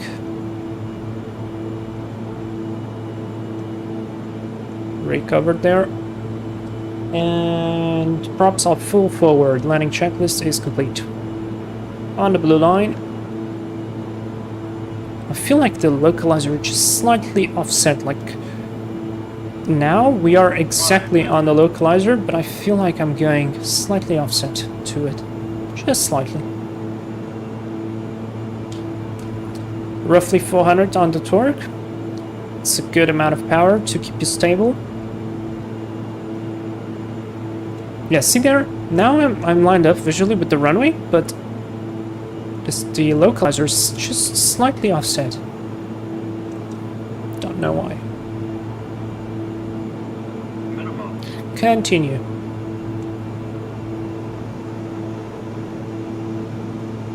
Bit low, correcting. 100. 50. 10.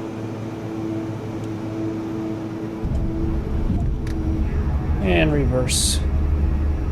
Smooth on the brakes. Flaps up.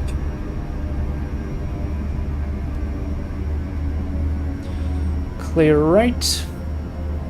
Clear left. There's the runway. That's where we want to go.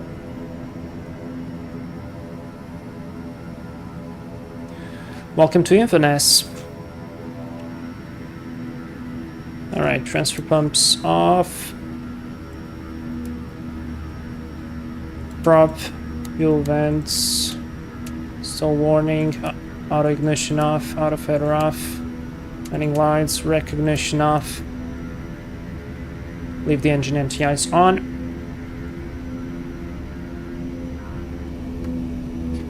Now let's find a spot to park. We got 2 flights to go. I think I've never been to Inverness. Or maybe I have, but I don't remember.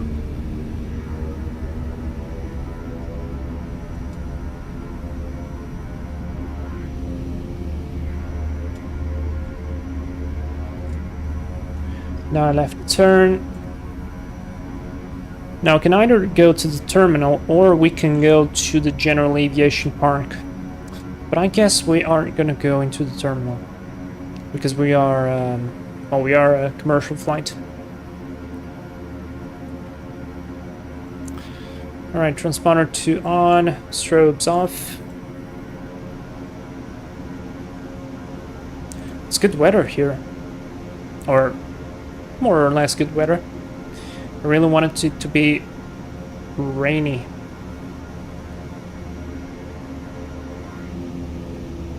Let's go taxi there to the terminal and then park on one of the outside gates.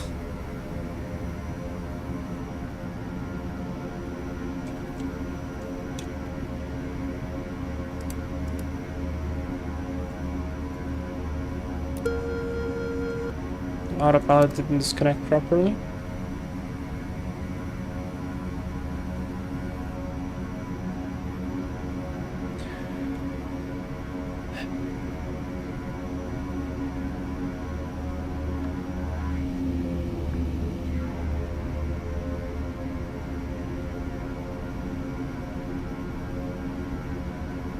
Yeah, one of those gates should be good.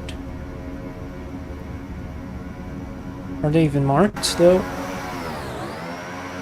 No, we don't have any markings, but that's a good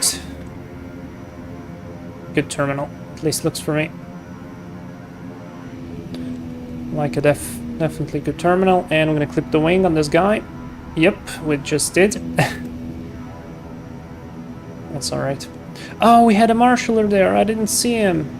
Well, now I'm gonna park how I want. Which is, it just stopped indicating. Just like this. Brakes is set. Taxi lights are off. Spawner standby. Rudder boost elevator trim off. Now I'm gonna come here and switch the master power off. Inverter off. Gen 1 and 2 off. Stealth signs off.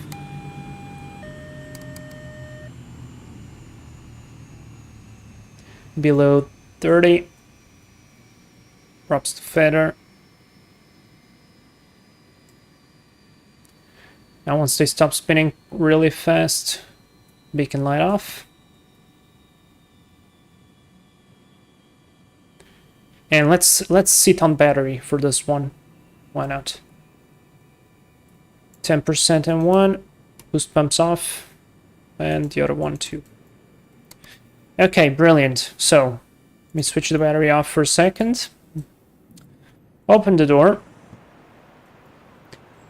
And you guys are going to vote again. Pax to Benbecula. I think that's how it is pronounced. 3, 4, 5, 6. Me, on the other hand, I'm going to come here to the charts. Show you the charts as well. I can close this thing up. This can go off. Edit the flight.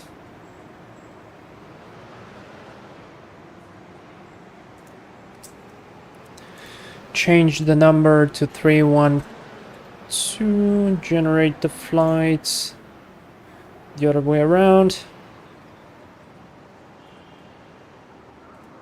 Like that. A direct. Generate. And now, what is this? This is Inverness. This is Glasgow. So now we need to find Benbecula. Charts related. Here we have the chart of the aerodrome. Got 2 runways there. That's nice. Now, we don't have any ILSs. We only have VORs. And my big hope is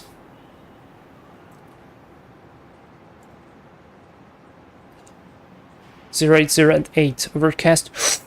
Ooh, this is a low overcast 200. Oh, I'm not sure we're gonna be able to do this. Let's see.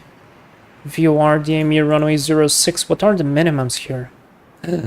Oh no, guys, are we gonna be doing a diversion on this one? Looks like so.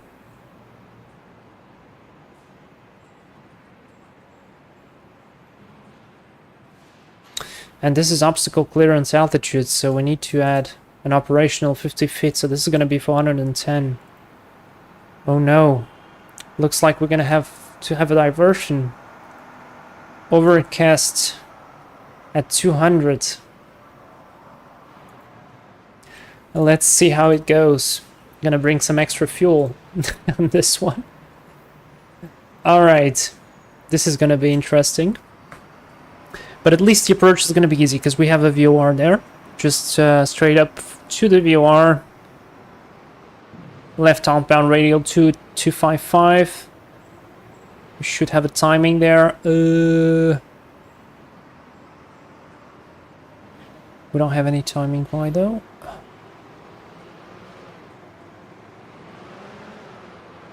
Ah, 70 ME. At 70 ME we turn back. At 5.5 we start the descent. This is gonna be interesting, guys. Alright, let's come here, sim brief. It's gonna be very interesting. Pre-file that sim, of course. 312, file the flight plan. It's done. Now let me come here to Valenta. Let's review the flight. Let's see how we do. Fairly nice departure. Nice climb out. Yeah, this is a little bit of a mess. Doesn't look bad, but it was it was a bit of a mess. Good interception though. And landing was minus 213. Yeah, I'll take that. I'll take that. Let's plan a flight. Logan 312 now. And it's the call sign, Papa Lima, not call sign, but the KO code. Alright, sync crash flyer, this is gonna be funny. It's gonna be absolutely interesting. Now, I really want to see, though, the fuel, how much fuel is it giving us. Taxi trip, alternate final reserve. So 600 on the fuel. Let's load that up. And everybody voted. We've got 3 votes on 3 passengers, so that's going to be pretty easy. Weight and balance, let's add 600 kilos there. Because I know that's very bad visibility, let me add 620. Just for the sake of it. Now, the pallets are the same. Packs aft, we've got 180, and then packs on the front, let's do 90. Maybe some aft baggage, let's do 60 kilos. Sounds good. Done. Apply the changes.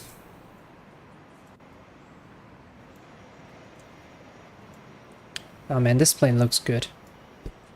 Alright. So, regarding the departures, by the way, do we have any departures from here? Approach, approach, approach, approach, approach. No, we don't have any departures out of Inverness. That's fine. I'm going to leave this page open because we're going to come from this area. We have Bombi, Rugged. Let me see.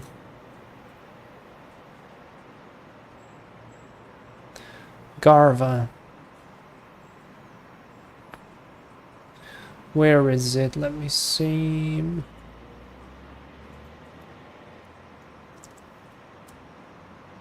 Okay.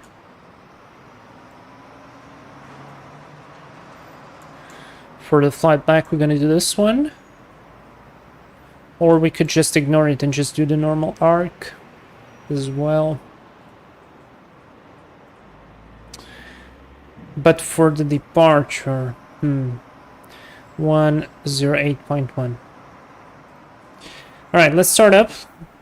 Let's get going. And then we're gonna see what's what. Close the door. Passengers are all on board. Battery on. Seatbelt sign is gonna come on. Beacon light's gonna come on. Let's go. Transfer pumps on. Boost pumps on. Crossfeed auto. Props to full forward. I forgot to switch off the windshield. Oof. Probably burned a little bit of that battery. That's fine. Clear prop. Oh, and I forgot to switch the call sign on that sim, of course. 312, connect. That is done. Let's go. Starting number 2. 13. There's low idle, fuel flow coming up. There's pull up, ITT rise. 451. Roll back.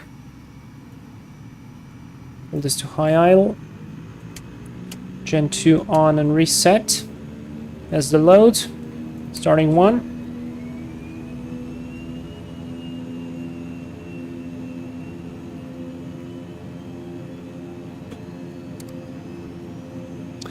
ITT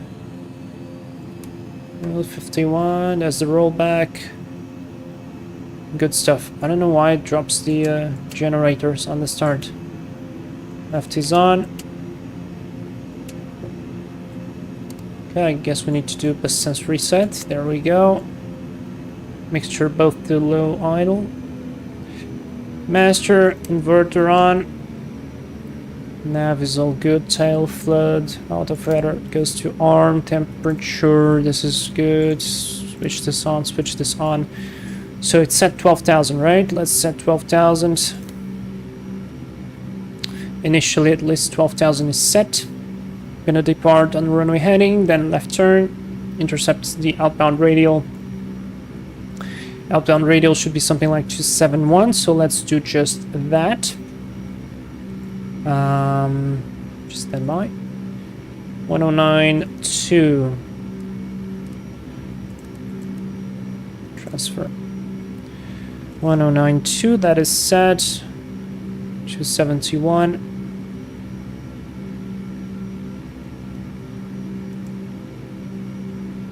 Taxi light on. Flaps are up. Trim set. Brakes released. And just confirm something. Can taxi via Alpha 1 there. Alright, clear on the right, apart from that guy.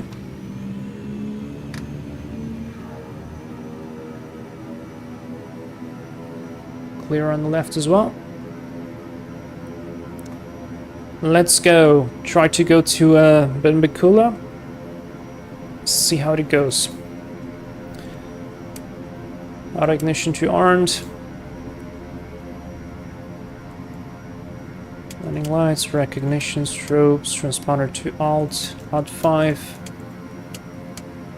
And this one. This goes to on as well. And the rest is all good.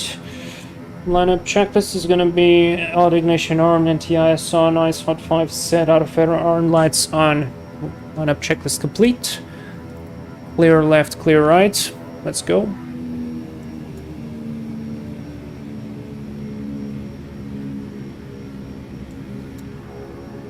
Brief time. Yeah, we skipped the brief time, but basically it's going to be a straight ahead departure. Initial climb to flight level 120, then a left turn to intercept radial 271 out of Inverness VOR. Let's go. Let's pull up the props. Props pulled up, and 1,200 should be enough. Torque is set. Airspeed is alive.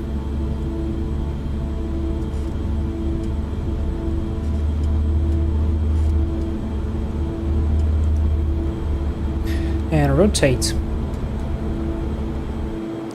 Positive climb, gear up.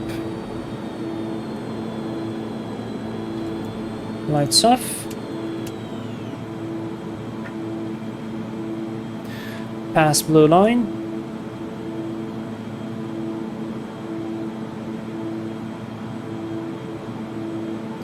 Can add more torque now. 1,400 set. Nice climb out. I don't know why, but I really enjoy the takeoff on turboprops. For some reason, it just feels like you feel more than on the jets. On the jets, it happens so quick. You just, I don't know, it just goes by. Alright guys, whoever is watching, if you haven't clicked the like button yet, do it now, because it will give us luck, so that we can land in Inverness, in Benbecula. I hope that overcast layer, or broken layer, at 200 feet should not, or at least I hope it will not pose a huge problem to us. Beautiful departure, I must say, out of Inverness. Look at that. Wow. That is really nice. On the King Air. If you guys haven't downloaded this airplane yet, just do it. It's brilliant. Brilliant airplane. Alright, leveling off the wings. Dropping the nose slightly. Let's do headings. Got Emperor is already. And let's do IAS. Heading. Autopilot on. Flight directors on. Oh yeah, of course.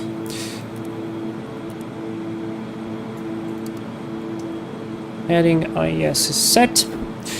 And now, just to make sure, in Benbecula, the VOR is 108.1. No, never mind. Wait, do we have an ILS there?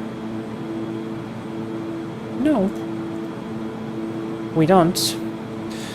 Engine anti-ice can come off for now. Gained a lot of torque. Did you see there? Did you see the torque going up? Pay very nice attention to that. Transition altitude. QNH standard set. Wow, look at that.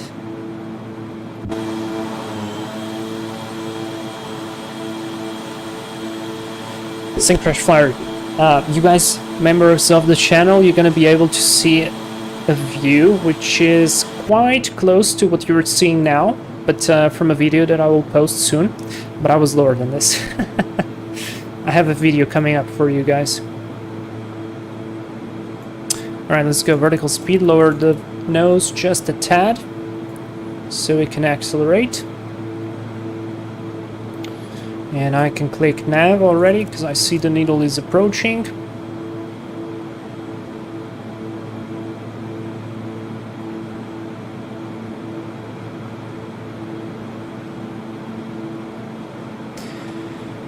Okay, so what I wanted to see was 113.95. Let's save it. 113.95. Store and 13.95. Transfer.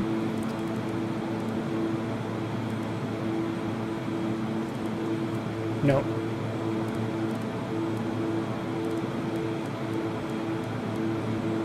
We want it on standby.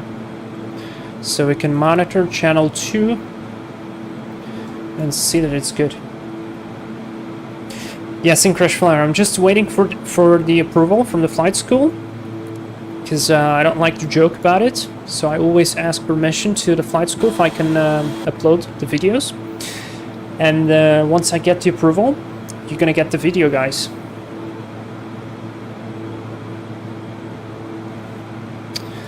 Alright, approaching 10,000. Maybe we can climb to 14,000. Let's do 14,000 because I'm looking at those clouds right there. I want to fly both of them in the middle of these two. Add a bit of torque. There's 10,000, recognition off, tail and flood off.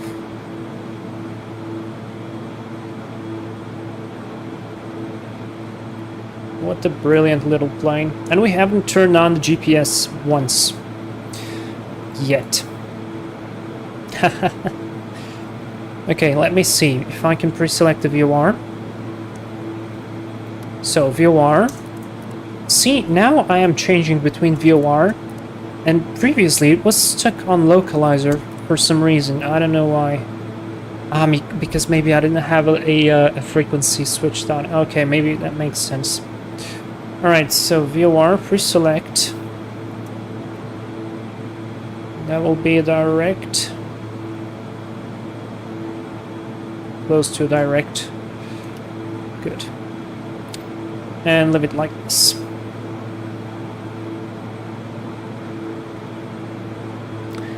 Sync Crash Flyer, your channel gives us so much more.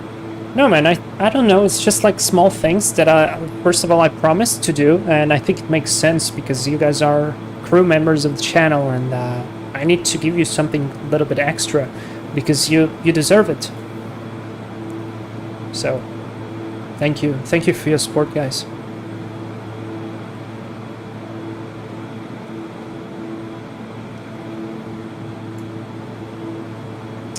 Almost 1,000 to go.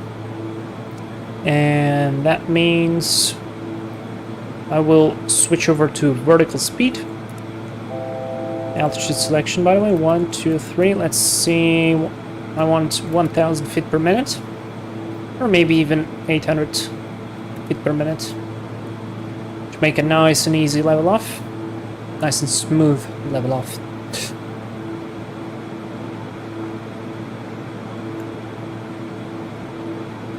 Make sure the cabin is pressurizing. It is. Very nice.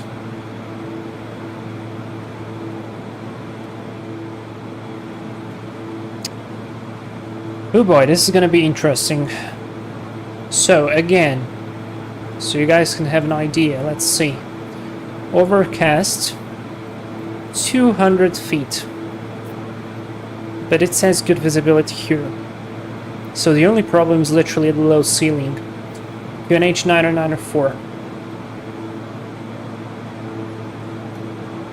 Alright, there we go. Reached cruising level. Nice level off. By the way, there is a setting here. And I'm doing something wrong. Yeah, I didn't select nav for some reason. There is a comfort setting here, soft ride, which we can enable, and it will limit the bank angle in the cruise. Now I'm gonna just drop the torque a little bit and drop the props to 1600.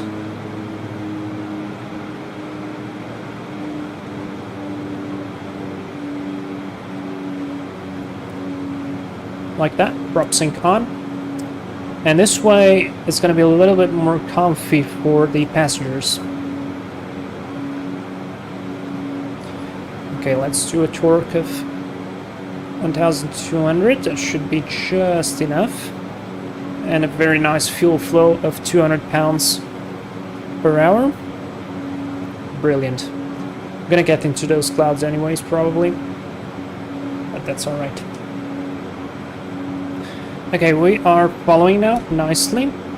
Heading synced. And let's see again at the approach. So, apart from the bad weather that we expect, what are we gonna be doing? So first of all, we're going to be flying direct to the VOR of Benbecula, which is frequency 113.9F5. Oh, we have a localizer there. I guess that's the one. VOR, do you mean? No. I don't understand what is this second frequency for. Because it looks like an 108.1.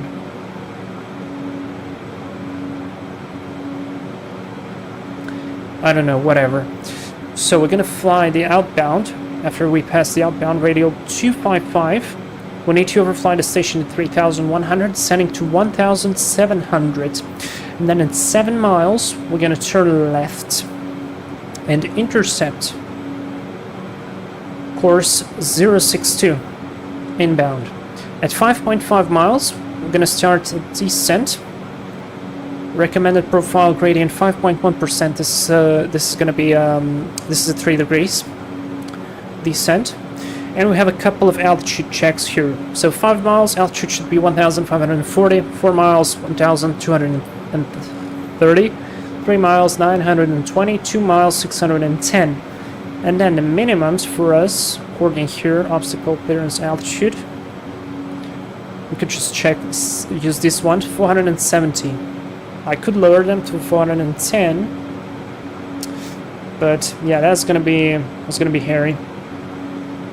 So let's set here the decision height, 410, and let's hope we are gonna be able to do this. Because if not, well, we might do one more try, and then we will probably simply have to go back. Alright, let me just switch the VORs. So I synced the heading, switch to heading. Now I can switch over to Benbecula VOR.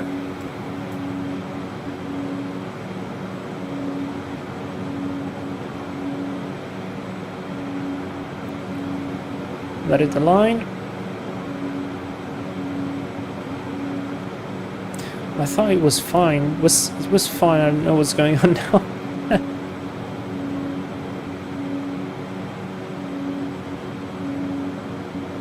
I mean, the signal was good.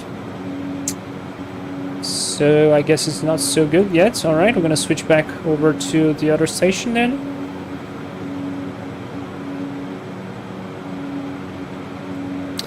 And let's go nav.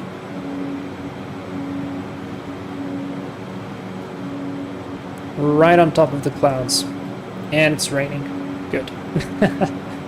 I wanted the rain. So I'm happy. So minimums are set, we've got the frequencies, we know what we are going to be doing. So basically this was a very quick, brief time. Also, very importantly, because we are expecting a go around at this time as well, let's read out the go around. So it climbs straight ahead to 520, then climbing, turn left to intercept, and track VOR, Bravo Echo November, radial 350, after passing 1700, climbing left turn to return to the VOR. Okay. So we're gonna do this.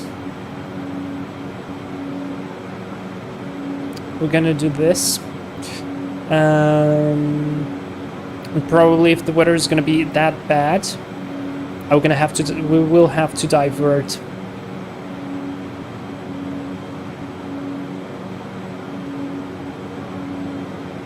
Back to Inverness. We've got the fuel, we've got everything, so that's not a big deal. Add a bit of torque. Alright, looks like it's solid now. Let's try back to heading. Change the source.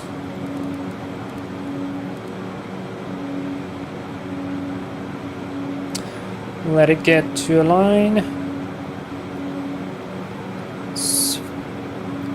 Line it up and nav. Perfect. There we go. Right, 68 miles. We are at flight level 140. We need to pass at roughly 3,000, so that's going to be 14 minus 3. It's going to be 11. 11 times 3 is going to be 33. So at 33 miles out, we start our descent. And I can already pre-select here 3,000 feet. 3,100 to be precise. And I will probably use the autopilot on this approach just to make sure that I keep a fresh head on this.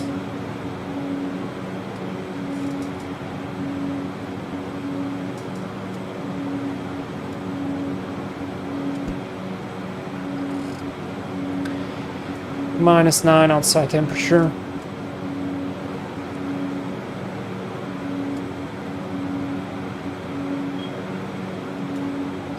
A bit turbulent. 3 passengers are going to have a rough ride all the way to Benbecula, and they probably aren't even going to get there. So it's actually good. Good to try.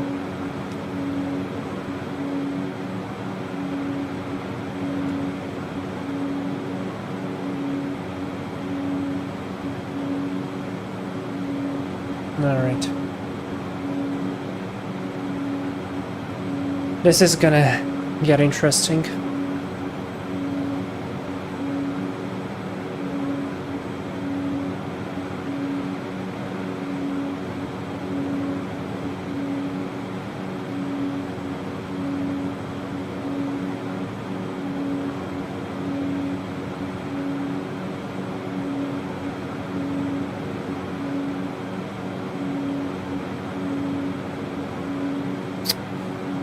This is gonna get interesting. We also have to account that we have a couple of obstacles. We have one obstacle here, 1,139 feet. That's pretty high. I mean, it's roughly 5 miles out of the airport, but still. 408, right here, close. So no jokes there, no jokes. It's a challenge approach, I guess so, because of the conditions. I don't think it's difficult. It's in normal conditions, but what I think will happen is that we're gonna get to minimums, and then we're gonna have to go around. because the layer is very low. Overcast 200. That's very low.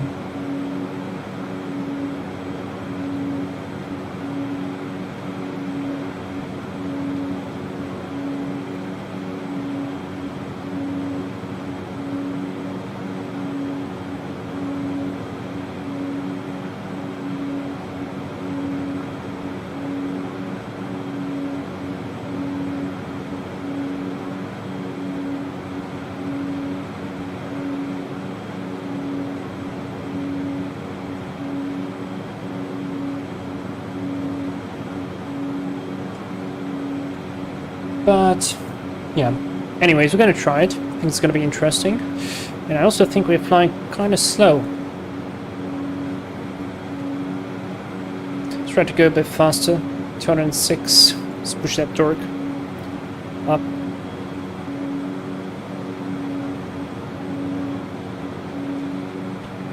Try something.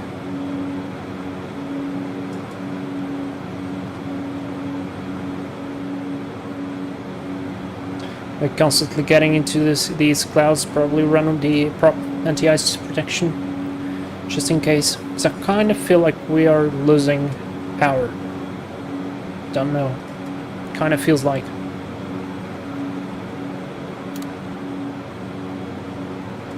Yeah, no ice there.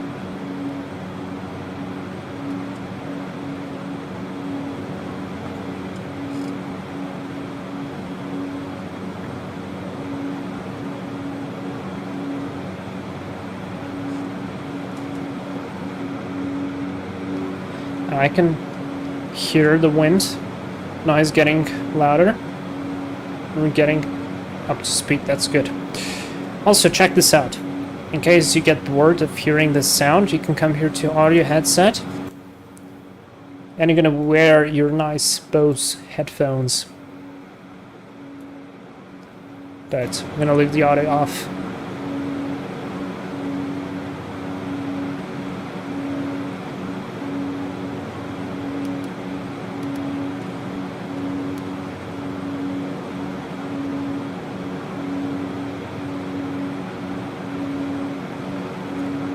Messed up. 278. No wait, 278 is for the big jets. We wanted 255.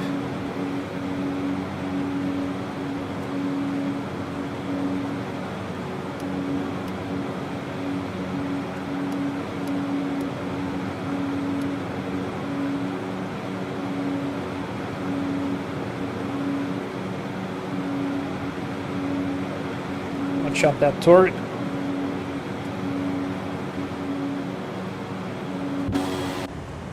Oh! Look who we found. Oh, what the hell is this? But the water is actually getting better, I think. Man, there's a lot of detail on these planes. On these ships, actually.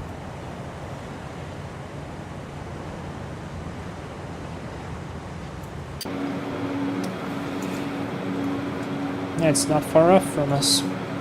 Let's see what do we have here. 904. Overcast 368. Ooh! Ah, it's close. Very close. Unless we get an opening. Not sure it will happen. But we'll see. Poor 3 passenger guys. The poor 3 passengers that you guys voted on. They're not gonna get there probably. Oh look, there's somebody flying King Air on that sim.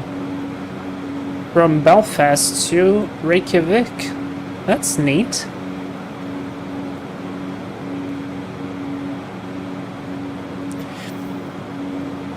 Speaking of Iceland, that's another brilliant place to fly the King Air.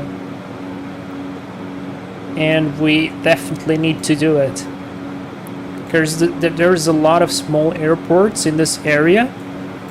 where just doing visual approaches is so much fun on the King Air. It's just insane. And we need to go to Source, of course. Absolutely. Oh, there's somebody there. Nash 8, nice, look at that. TP, is that you?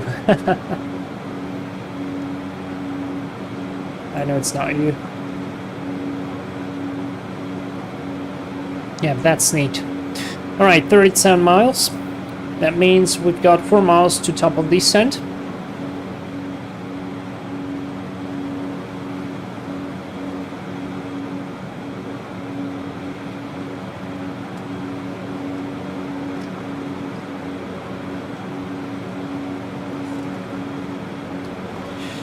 QNH 9094. That's a pretty low QNH there.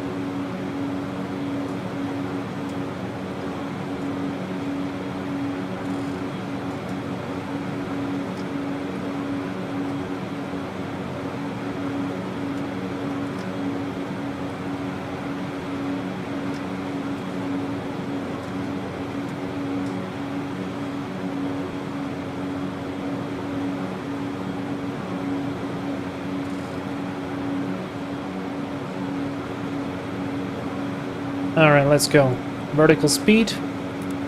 Altitude selection 1, 2, 3, 4, 5, 6, 7, 8. 9, 10.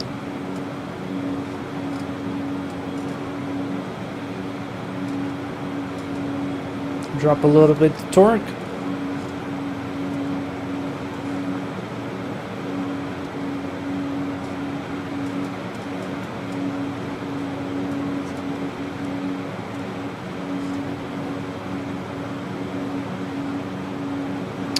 And I will consider doing a flaps approach landing on this one. The runway is long enough. We're gonna perfectly have the space to land. 1,837 meters, that's super long. So yeah. And then it looks like we're gonna have to backtrack into Alpha, which is the only used runway.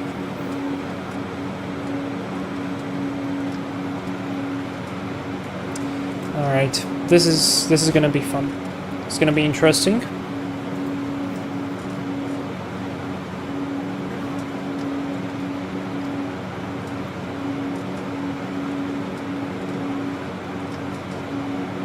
We're getting into some serious precipitation there.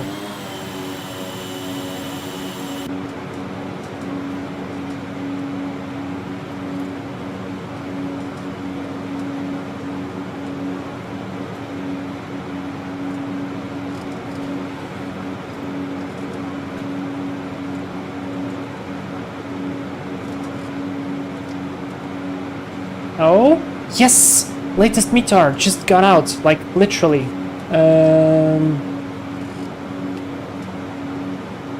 Or no, wait, what? Yes! Overcast 500. So the clouds are lifting. That's nice. And flight level 100, recognition lights on, telefloat on, prop sync off.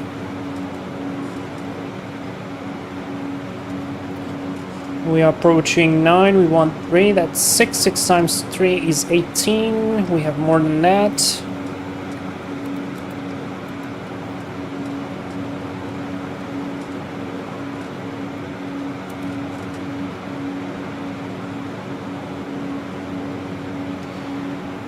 Alright, let's see if that change actually appears on X-Plane.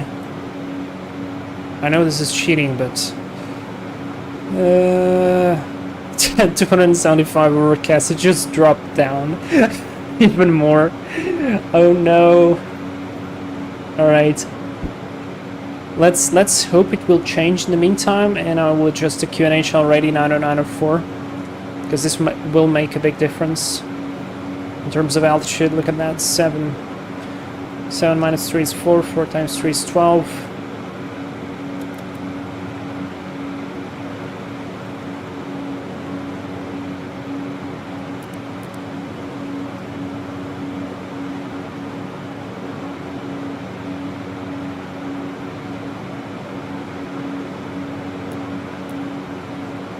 5 minutes to go.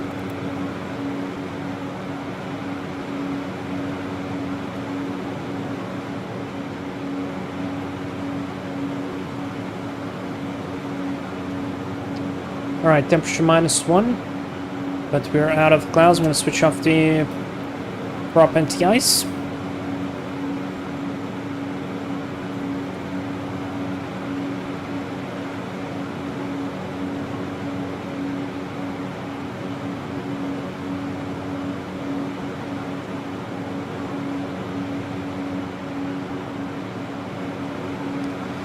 -0. Will he get to +0? That's my question.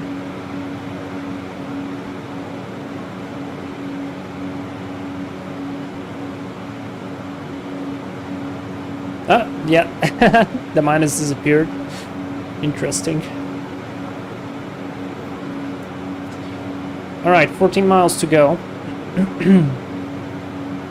We are very low. Did I count something wrong? I must have. We were flying at what, 14? 14? We wanted to be at 3, that's 11. 11 is... No, that's fine, I did everything right. Because we are very low. It's weird. Add a bit of torque. Just do a shallow descent now.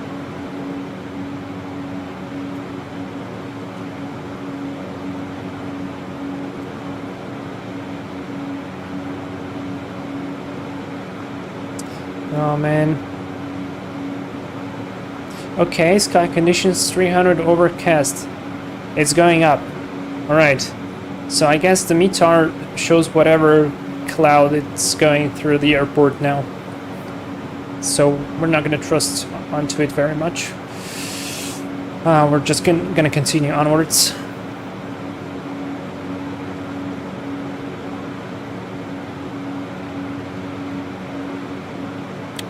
Nine miles to go. We want to go outbound 255 until 7 miles at 3,100 feet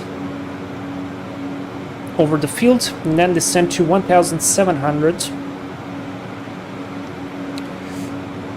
This is going to be interesting.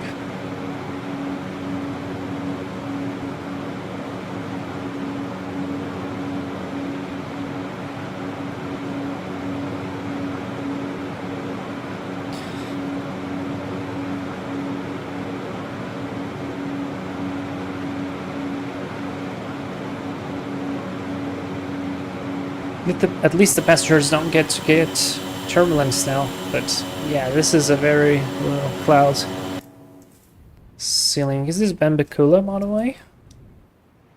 Is it? Oh, it looks like. Yeah, 06 it is. Ah, look at the ceiling, it's so low.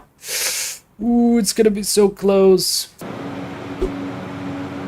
It's gonna be so close. But you know the drill. If we hear minimum so we don't see the runway, that's a go around. And perhaps we can try and do another one. You know what? I'm gonna modify the go around procedure, and we are gonna do the next thing. In case we go around, we're gonna proceed. That's 1,000 to level off.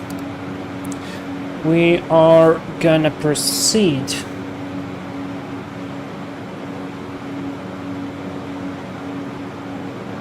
No, we can't do it. Because that's terrain, basically. I mean, not necessarily. Yeah, let's do it. So, in case we do a go around, we proceed straight ahead. And then we do a right turn, direct to course 255, and then we basically just do the approach again. So we do one more attempt, and if in that attempt we don't get to do it nicely, we are basically over the field. Let me switch the radial. Go for it. Heading. I entered the cone of confusion. And I didn't disconnect the soft right.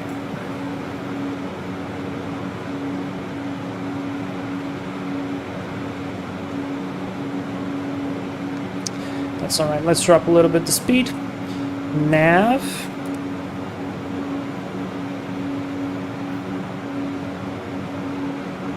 We want 7 miles. And now I can pre-select the inbound course 062.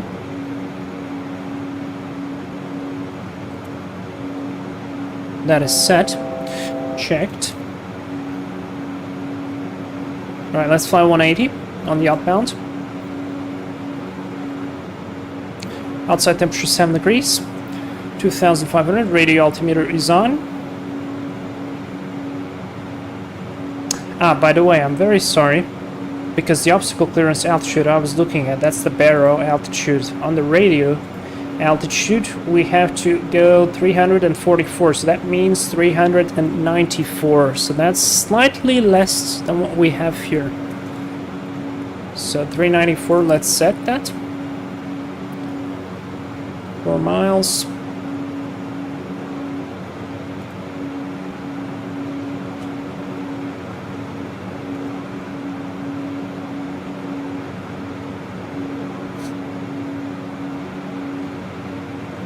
Sync the heading, switch to heading, we're almost there. Basically a mile to go. And go around altitude is going to be 3,100. There's the level off.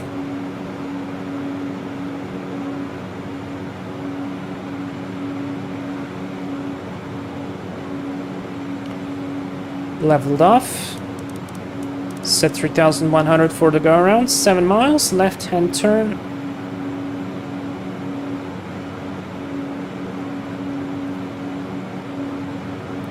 Speed is 180. Speed is good.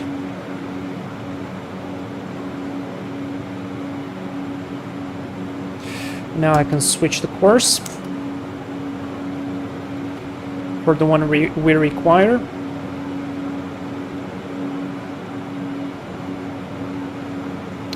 And let me configure early, so gear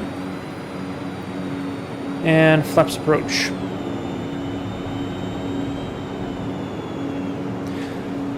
Reverse is not ready. Let's do it now. Autopilot off. Whoa, whoa, whoa, whoa, whoa, whoa. Where did you go, man? Chill. Flight director's off.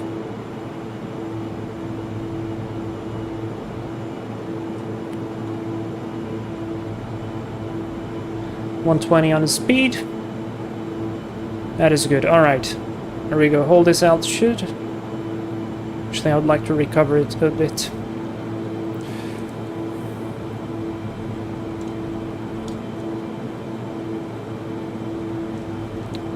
And now we want 5.5 miles.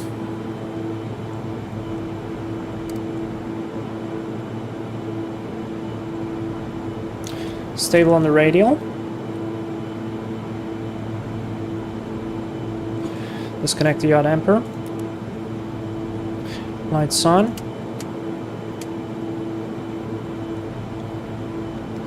Okay, there we go. Maintain the altitude. Good headwind.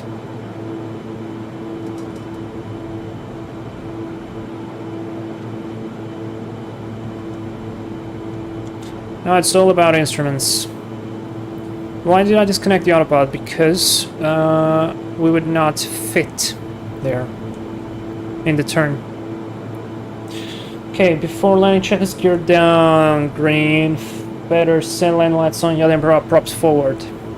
Check complete. Okay, and now it's a 3 degrees past, so we are roughly flying 120, so I want a minus 600 feet per minute speed. And I will maintain 120. Trim the airplane a little bit to the left of the view arm. Keep the descent. 5 miles, we wanted 1,540, so we're slightly high, correcting. Next check. 4 miles out, 1,230. That's what we want. My throttles are not the best. 4 miles. 1,230-ish. Almost there. Okay.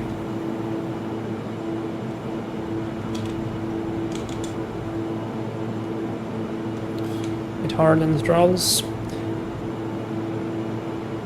Next check, 3 miles. 3 miles, 920 feet. That's what we want. 1,000. Checked. We are stabilized. And clear to land. A little bit high there, correcting. Bit of turbulence as well, this doesn't help. Next check, 2 miles, 610. Oh, this is intense.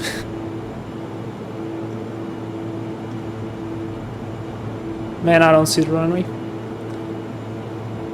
Oh, I see the ground, but I don't see the runway. I know we're perfectly on the radial. Yeah, 610, correcting. 2 miles, slightly low, correcting. Until minimums now, just maintain the center line. 500. Check. I see the runway! And a huge windmill. Alright, runway's in sight. Oh boy, we did it.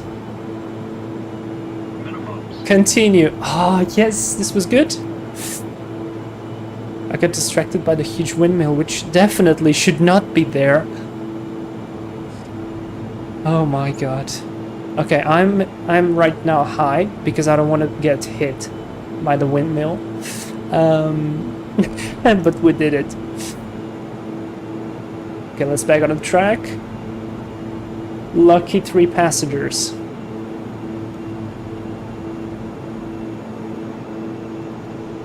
Okay, got back on path. 100. Speed is good. 50.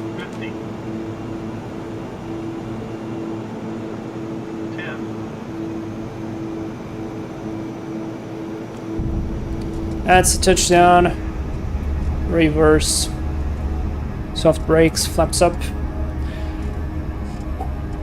Welcome to Benbecula, guys. We did it.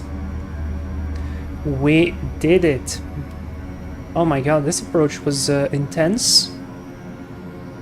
I'm so glad the ceiling actually got up. So we managed to do this.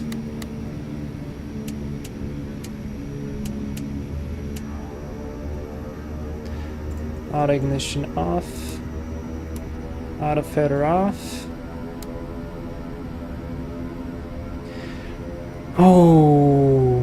Oh my god, this was intense. Alright, let's get there. I deserve a like for this landing. I think I deserve a like for this landing. I was a little bit upset, but at that time I wasn't sure if I saw the runway or what, so I was more looking on the outside than on the inside, but I'll take that. I'll take that. That was a difficult one.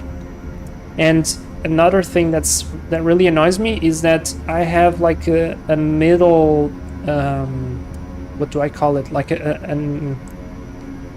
a notch on the thrust, on the throttle, and so every time it goes somewhere around 50 physically, which is exactly most of the times where is the stable amount of power for an airplane to land, it basically has a very large dead zone. And it was very difficult to fine-tune the approach there to keep the 600 feet per minute. But we did it. Oh my god.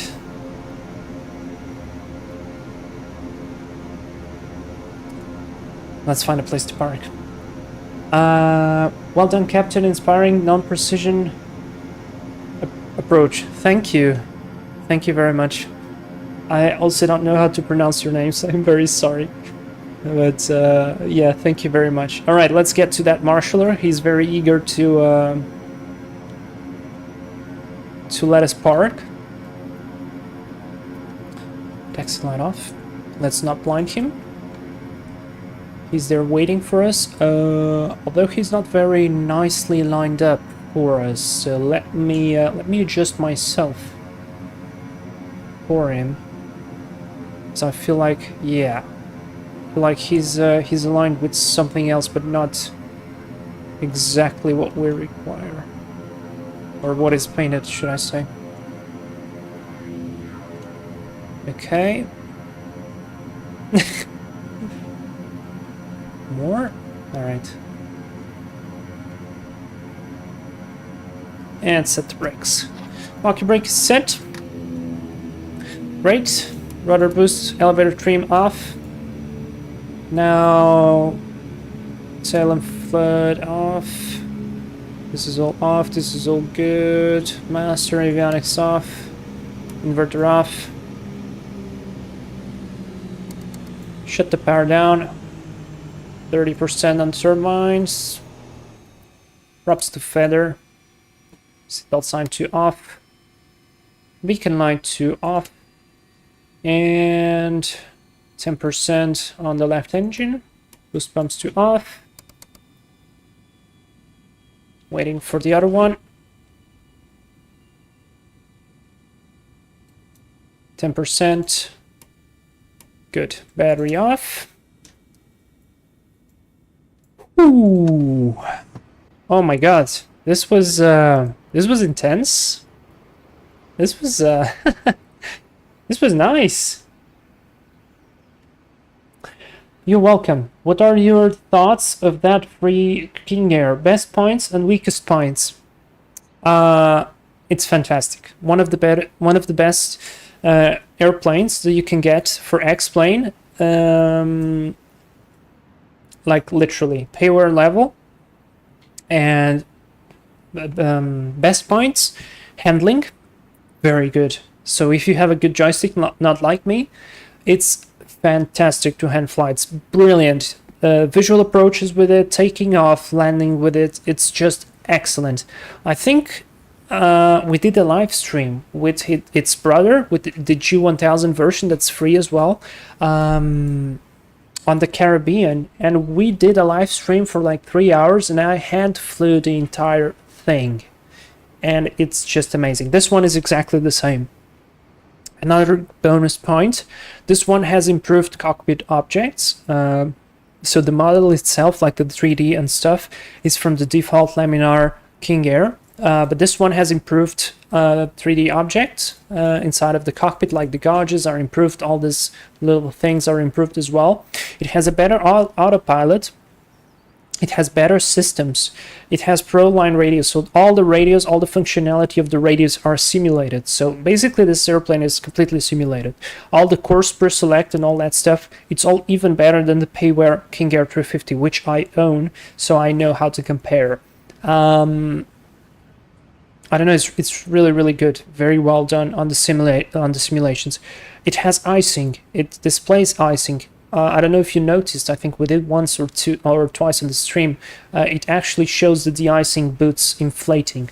The sounds are decent. Now, that the weakest points. The sounds are default. I think they are fine. But for instance, you can't open the window. So the window, for example, is completely locked. The interior texturing is not very fantastic, not amazing, because it's again the default model of the laminar King Air. So they didn't really improve, I think, most of the cabin. I don't care because I sit in the cockpit, and that the cockpit is the most important part for me. But it might be important for you, and I'm just telling you the weakest points. Another weakest point, I'm using a version that's not yet published, so you probably noticed the ITT hasn't really risen up during the start. That needs fixing, so it will get fixed soon. They are working on it, and honestly that's probably the only weakest points I can find, because the rest is absolutely fantastic. So really good airplane, and it improves your hand flying, it improves your awareness, and it's just fun.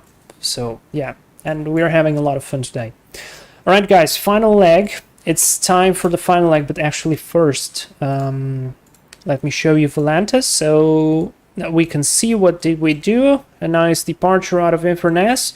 A bit of a mishandling on my part here, because I didn't notice we were flying in heading, and then we catch the right radial to Benbecula. Then we overshot it a little bit, but then recovered, did a nice outbound course. Here I took control, I think we were a little bit too fast because we were basically flying a Cat Charlie speed rather than a lower one.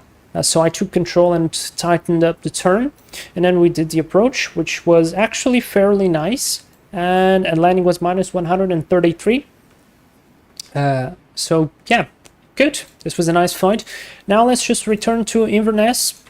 Final flight, Logan Air 313.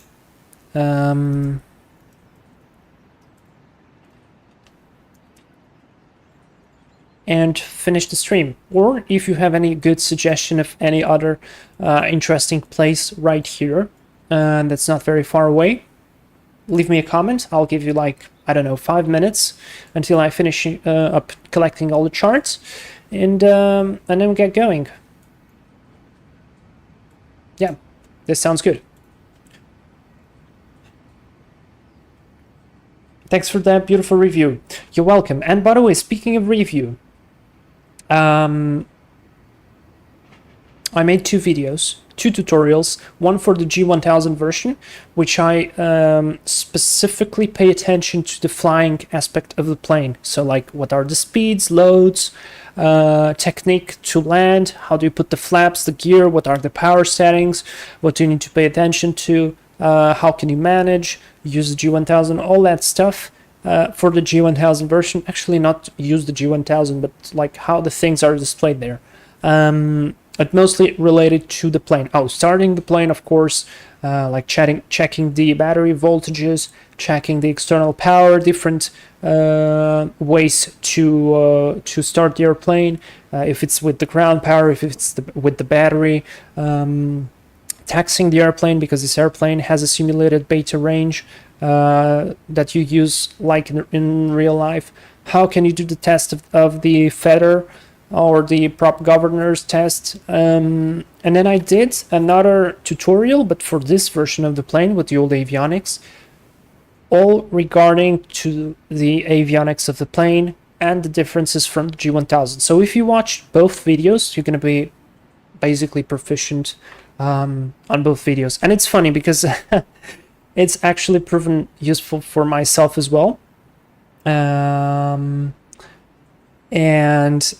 sometimes when I do these flights, like last time we flew the Piper, I didn't fly the Piper for so long, I forgot some of the techniques, like how do you enter the downwind, what is the order of things that you have to do, like when do you move the mixture on the approach, when do you move the props forward, what are the speeds in the downwind, what are the speeds for the flaps, the gear, all that stuff. So I went into my video and checked that up, everything before the stream, and got fresh.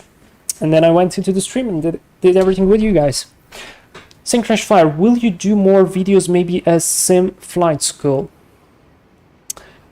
I'm gonna be very honest, that's one of my ideas, like long-term ideas, and I think that'd be very interesting to cover, like in a flight school. What do you do in a flight school? What are the things that we learn in the real life that flight simmers don't get to learn, or they learn it but they don't understand why it happens? So I think that'd be very nice to do, but it will take so much time. So right now I'm not going to be able to do it, but I really hope one day I will finish my ACPL course. I will start working in an airline. My life will improve, because right now it's very difficult. I have a lot of work because I need to pay for the studies, I need to fly. I feel very tired. It's difficult. I don't have a lot of money as well. It's part of the deal, I guess, but it's very hard and very demanding for myself. So not now, but in the future, I really want to do it, and I think that'll be good. Like, a person who watches the series will have the opportunity to go into the flight sim, and he will do things already expecting how is it going to happen. Like, okay, I'm going to put the flaps, what is going to happen? Like, how do I start a plane? What are the lights? Like, what do I use strobes for? What do I use the beacon lights? I mean, that might sound very simple, but at the same time, sometimes talking about it kind of paints the whole picture. And then how do you take off? What are the VX speed? What's the V Yankee speed? What is the what's V1? What's rotate? Because there's a lot of things that you normally don't think about, but it actually is thought in real life, of course, but flight simmers don't know about it. And for people like me who likes to be as realistic as possible, well, not all the times, of course, but tries to be as realistic as possible, that's actually good, and it improves your flying a lot. And I learned a lot of things just by trying, and I didn't really understand, like, okay, I know that I need to do that to get this, so I know the plane will behave like this, but I didn't understand why it was behaving like that. So a lot of the physics concepts, I mean, there's a lot of stuff. But yes, so this was a very long and honest reply to your question. Okay, so nobody gave me any suggestions about what to do next, so I'm going to just return to Inverness and I'm going to finish there. We're going to do a very simple departure, straight ahead, right turn to intercept the outbound course. Outbound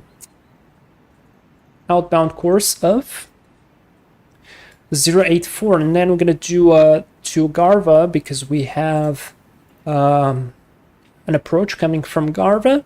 Then we're going to do this arc, and then we're going to intercept the ILS localizer for runway. What is this? Runway 05 in Inverness. So very, very simple departure, and that is good. Now let's just come here, customize weight and balance. We have 476 kilos. That's plenty of fuel, I think. So let me just add a couple of passengers here. Let's take full passenger. I don't think we took full passengers on this flight. And let's add 30 degrees of male and maybe 20 degrees of something else there. Done. Apply the changes. That is good.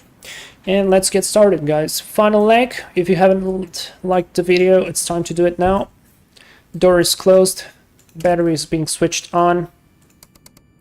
I need to change my call sign as well. 313, and I need to file the flight plan real fast because I didn't do it. So let's edit the flight. At least this one is going to be easy. It's just switch this here. Man, but that approach was this approach was nice. This approach was nice. All right, I'm going to remove this. Analyze the route, generate the flight. No, wait, cancel. Forgot to change the flight number.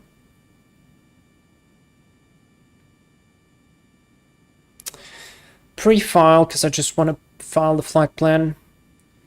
I just now noticed we were flying this entire time filed as a King Air, King Air 200.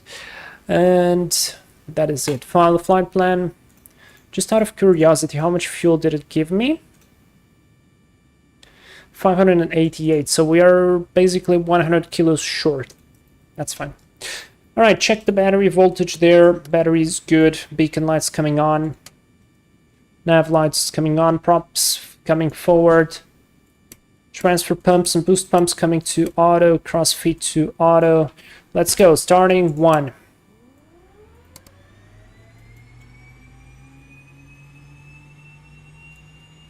No, come on. That's a botched start. Why though? Oh, I forgot to switch the gens off. That was my mistake. It's probably because of the load. Alright, let's start engine number 1 then, first. And starting 1.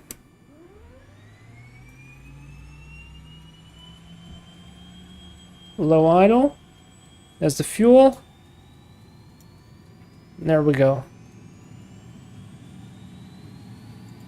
51%, ITT rollback. High idle on that engine. I forgot to switch on the passenger seatbelt sign to on. And generator on and reset. There it is, picked up the load. Starting engine number 2. That's a lot better. 13%, low idle.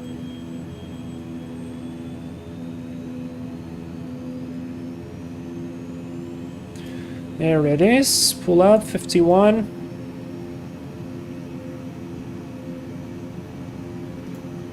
Gen 2 on and reset. There we go. The loads are nice and split. Master. No, wait. Let's sync the mixtures. Both to low idle. Master. Inverter.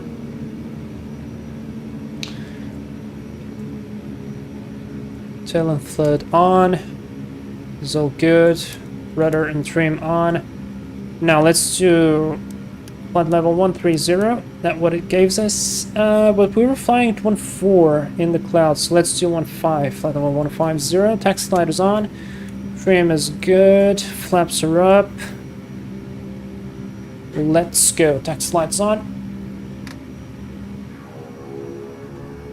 Brakes are released. Clear on. Oops. Clear on the. Actually, taxi through the left because we have a little bit more space there. And plus, we have to go there because it's the only backtrack of only taxiway available.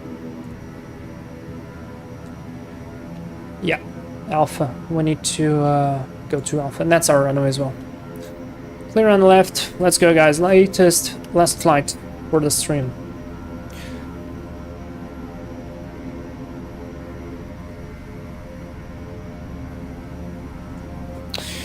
Okay, let's go. Strobes, recognition, landing light, auto ignition, auto feather, hot 5, window heat. This is all good. Transponder on alt, clear on the left, clear on the right. Let's go.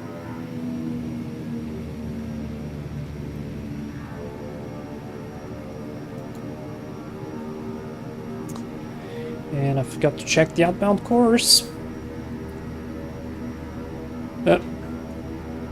084.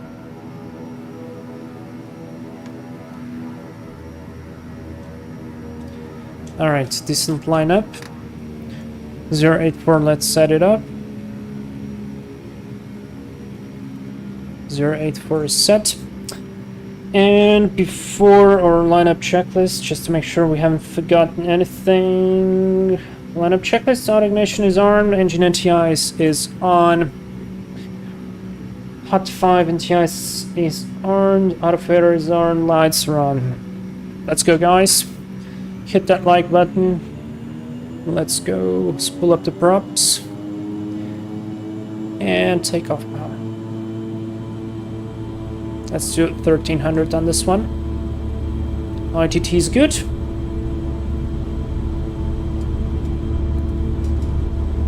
Airspeed is well alive. And rotate. Positive climb, gear up. Past blue line. And into the clouds we go.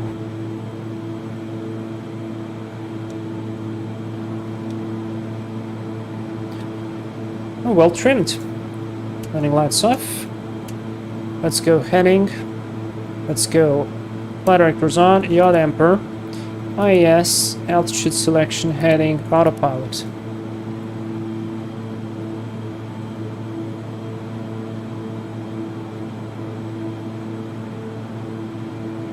Bit more torque. Synchronous Flyer, I say goodbye.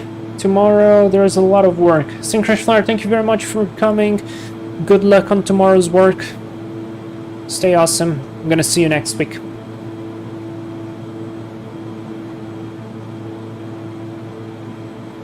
Oh, engine NTI is actually not. Misread that with auto feather. A lot of torque drop, so compensate that. Let's do vertical speed. Drop vertical speed a tiny bit. Nav. Let's go to 140. CS Synchronous Flyer. Good luck there.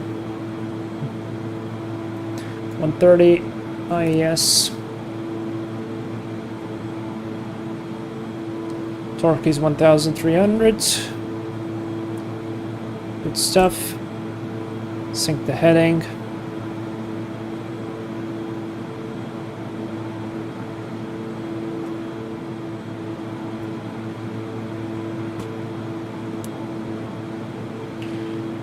got two arm the auxiliary EFIS power. A little bit of rain.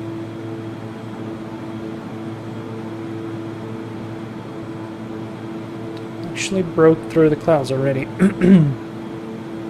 Fast transition altitude. Let's go QNH 1013.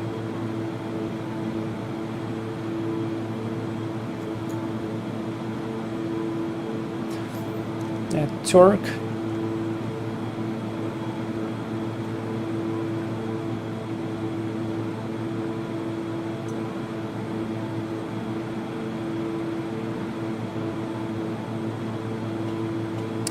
Alright, so same deal, about to approach in, I'm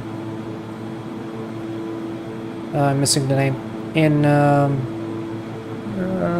Inverness. Let's see, what do we have in Inverness? Latest weather, about the same. Ooh, visibility 9,000, light rain, few at 500, scattered 3,000, broken 4,500. And you know what happens when the temperature and the dew point coincide? Usually there is low visibility or fog, so makes sense. QNH 995. Very interesting. Okay, I can't add more torque than this. And the weather up front is looking not very interesting. So yeah. Let's drop the nose, go vertical speed. Couple of clicks nose down, let your plane accelerate. Wanting to go to 145 knots. And then I'm gonna hit altitude. Altitude not speed hold again. There we go, 140, beautiful.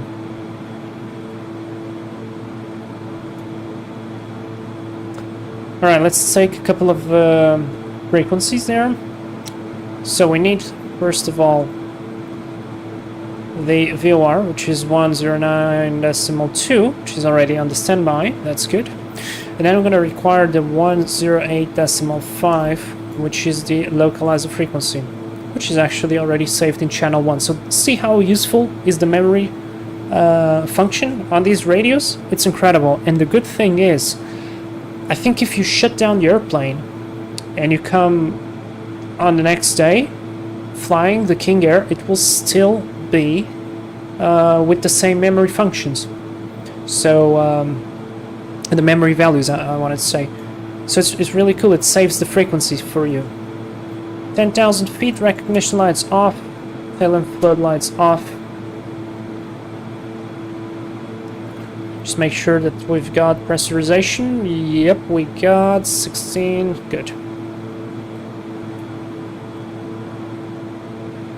Let's see if we can outclimb these clouds. Not sure yet, but yeah, I can't add any more power now.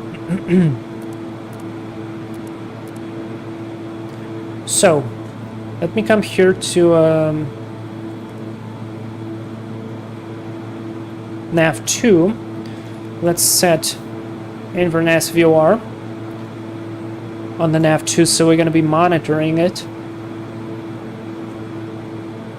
And I will pre-select already a course that we will require. And the course is going to be 1, 2, 3, literally. So let's come here, set 1, 2, 3.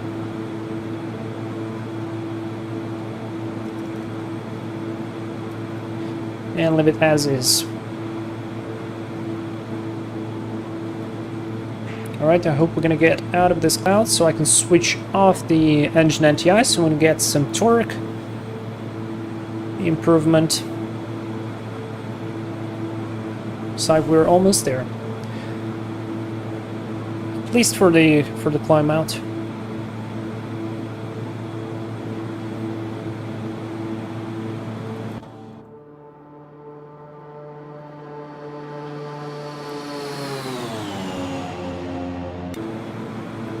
Let's go engine anti-ice off. Look at the torque increase, ITT decrease. I can even add more.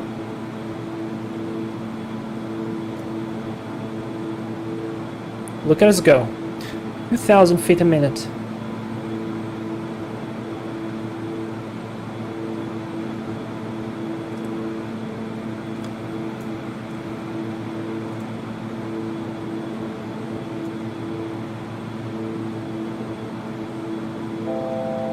That's 1,000 to level off, so let's go vertical speed. 800 feet per minute. Let the airplane drop the nose. And let it accelerate. That's what we want. Now, because it will accelerate, torque will be increasing, so we're going to have to decrease the torque. Pay very much attention once you reach the cruise. Your torque is going to be increasing as your speed increases as well.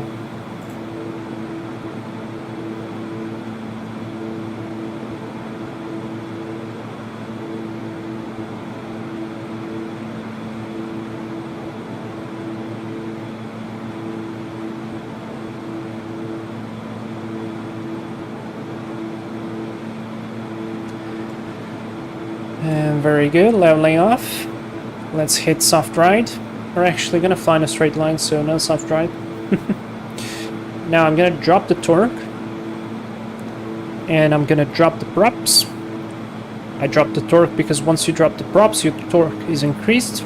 So if you left it right there where it was, you see the torque increasing as we drop the props.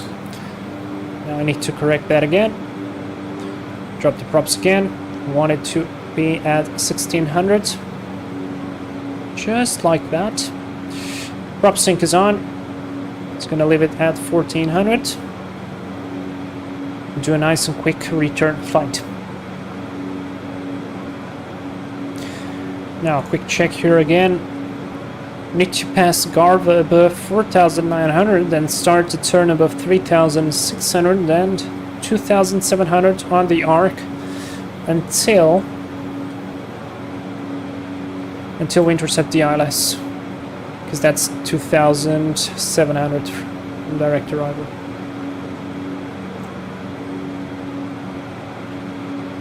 It's a 12 miles DME arc.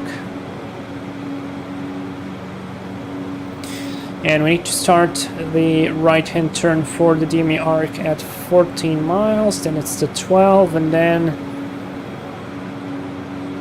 on a radial 241 we start the left turn for the localizer. Alright, let's switch on the engine anti-ice. We'll need to add torque now, because it just dropped. Now monitoring the ITT. Nice. Good stuff. Now we were flying before at 14,000. Still into the clouds. Well, 15,000 now. Still into the clouds. That's fine. So yeah, that's the plan. That's the plan, and we are slowly starting to capture Inverness VOR.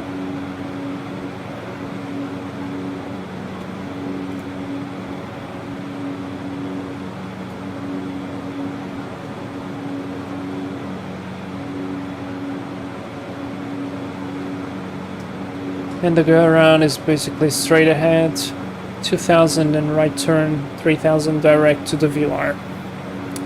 Easy, minimums. Catch 1, 160 to 210.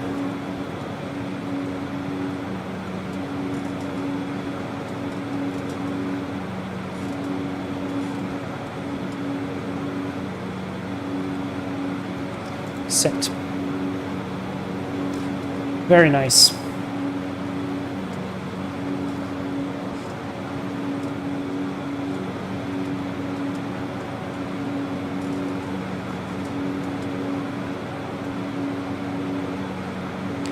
Into the clouds we went. Let me switch on the prop anti-ice. 32 miles. Now we want to be at roughly 5,000 at 14 miles out. So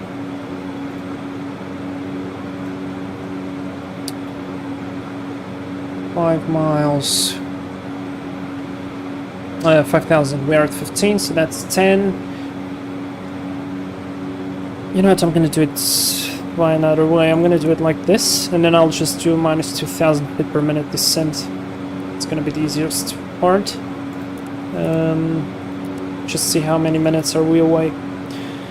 So we want to be 10 divided by 2, it's gonna be 5, so 5 minutes out we start down. Or like 6 minutes, 67 minutes out we start down.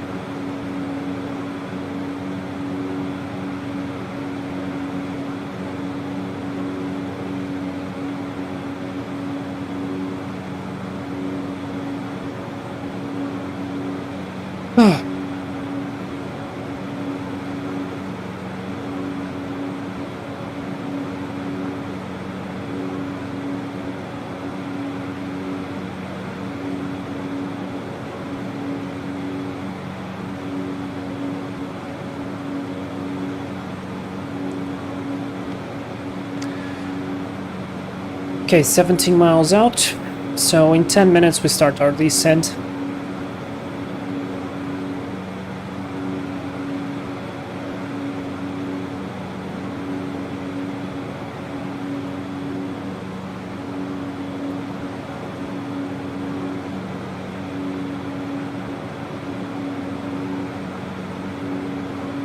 And that is going to be the finishing touch into Inverness.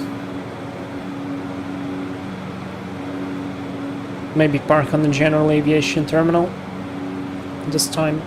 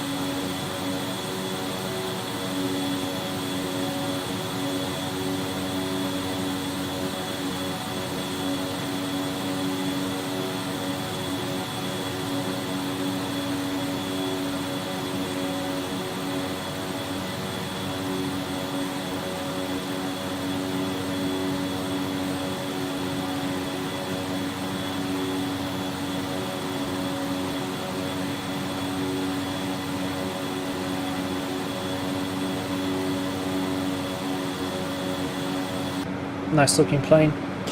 And we're back into the clouds.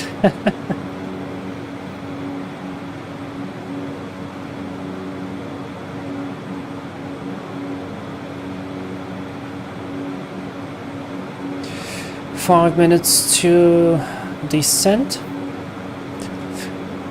Roughly. Actually not 5, sorry. Jesus. 8 minutes to descend.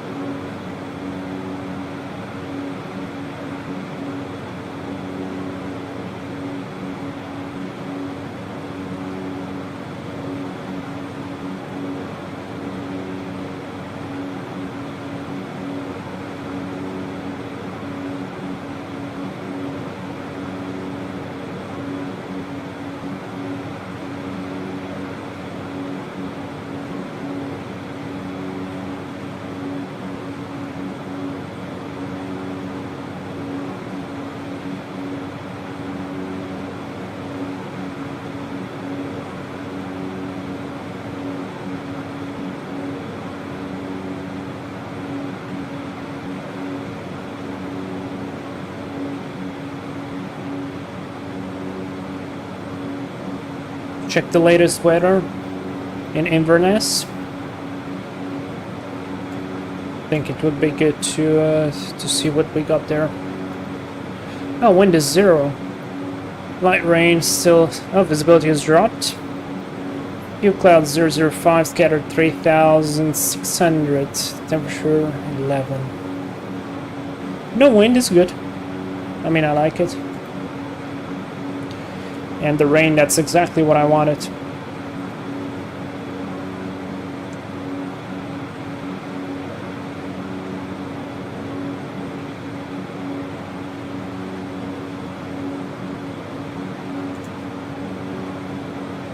By the way, guys, what do you think? Next live stream? I was thinking about bringing up the 747. We haven't flown on it for a while. So, yeah, 747. The 800, maybe do some freight. What do you think? I don't know if they released a second release candidate, but we could use the old version still, which was fine. I would take that for the next live stream. Maybe do a cargo lux from somewhere to Italy, Milan. And there's a beautiful approach there.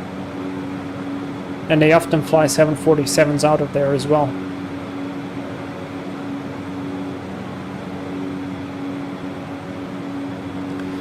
Five miles to descend. Let me set the altitude 4,900.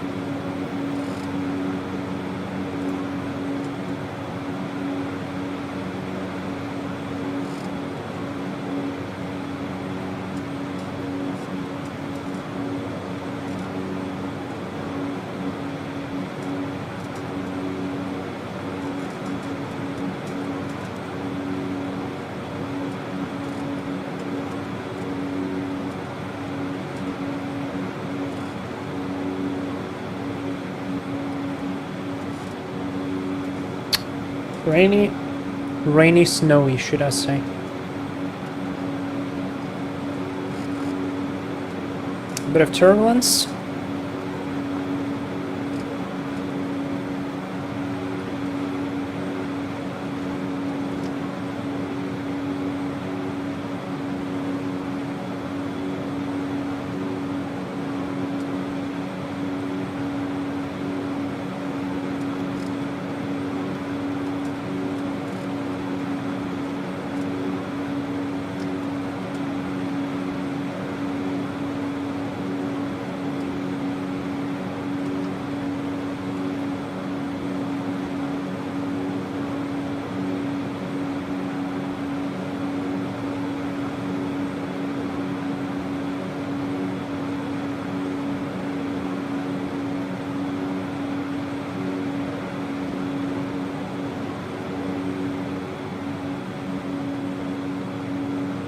Yeah, nice view of Scotland. Wow, okay, this one is actually pretty nice. Where is this? Closest airfield. Oh, there's a helicopter flying there, nice. It's probably this one. Yep, it's this one. What's this airport? Lockton. This is really nice. Look at this. Wow.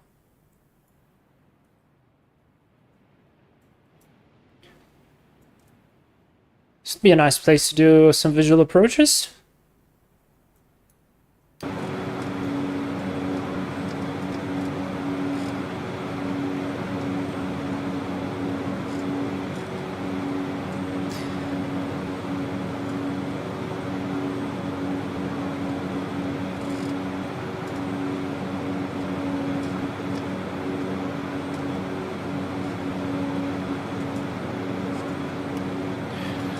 Flying outbound 084.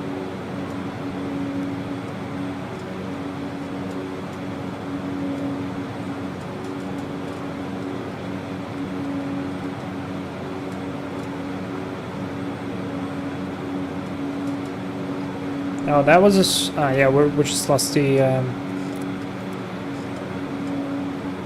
viewer.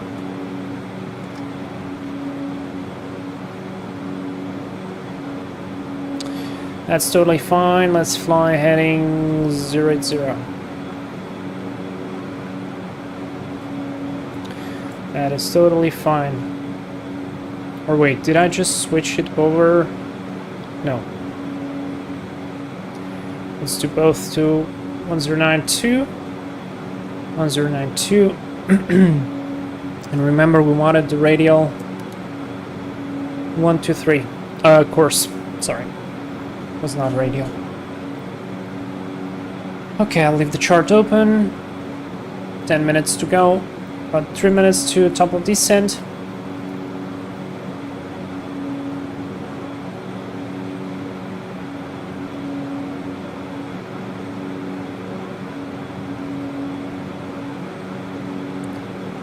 Airspeed dropped quite a bit.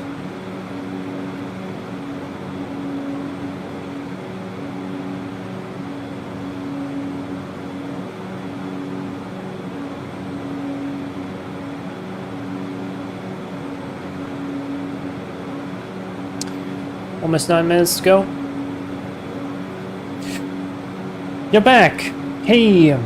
Next stop is Inverness. Next and final stop. It's gonna be Inverness. And it looks like it's raining in Inverness, according to the latest METAR. So, might be an interesting approach again. And a second chance for me to do an arc. So maybe this time I'll actually do it nicely. Jesus. I'll try to do a good job. Let's set already ILS frequency 108.5 on the standby. There it is. And let's pre-select the course. 051. So change this to localizer. 051, that is set. And now I can pre-select another one for the VOR. And that will be the course for me to start the final turn, which is gonna be 061. Let's do it, 061. There we go, set. Alright, we are slowly but surely approaching the required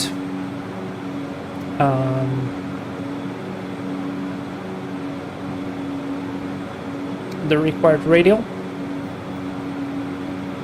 So I'm thinking about starting the descent soon. 8 minutes to go. Horizontal, vertical visibility down at Inverness. A little bit, yeah, 6 kilometers. It was, I think, latest. Let me recheck. Exactly, so the wind has dropped. The visibility is 6 kilometers now. Light rain, few clouds at 500, scattered 3,600, QNH 90905. It sounds good.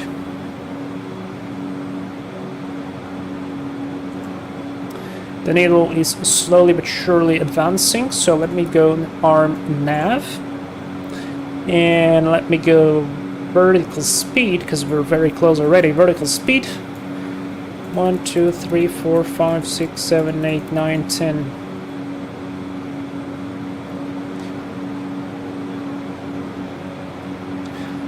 Drop the torque. Easy peasy. Oh yeah, let's hope so. Minus 2,000 it is. 6 minutes. Good, a bit high. But we're gonna get there. Pressurization is good. Let me do prop sync off. And I could do the QNH already, honestly, because this is going to be a direct descent. There's no traffic, no ETC. KLM 664. Is this guy going to Inverness? Let me see. KLM might go. Yeah, actually the KLM is going.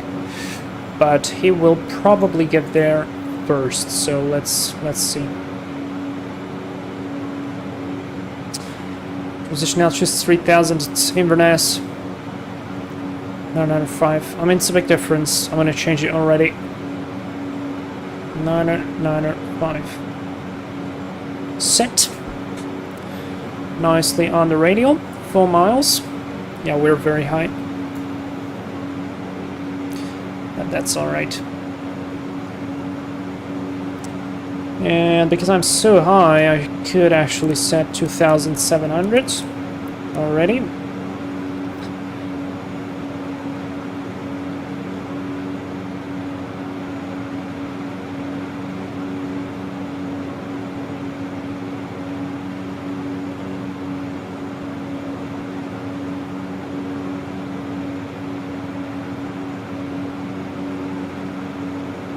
Want to maintain the torque above 400 so we don't have the auto ignition on. Look, if I pull below 400, there you go. So above 400 and it's good. Approaching 10,000, let's go. Recognition lights on, tail and flood on.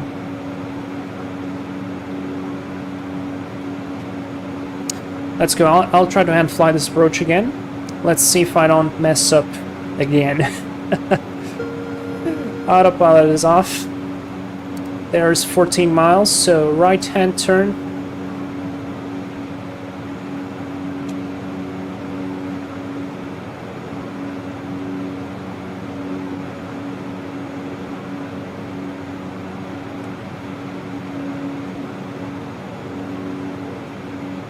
Now I can switch this course. And now I can prepare the localizer pre-select and prepare the transfer for the next one.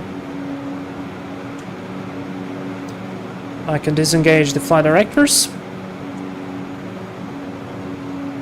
disengage the yaw damper, keep descending. 12.3 miles.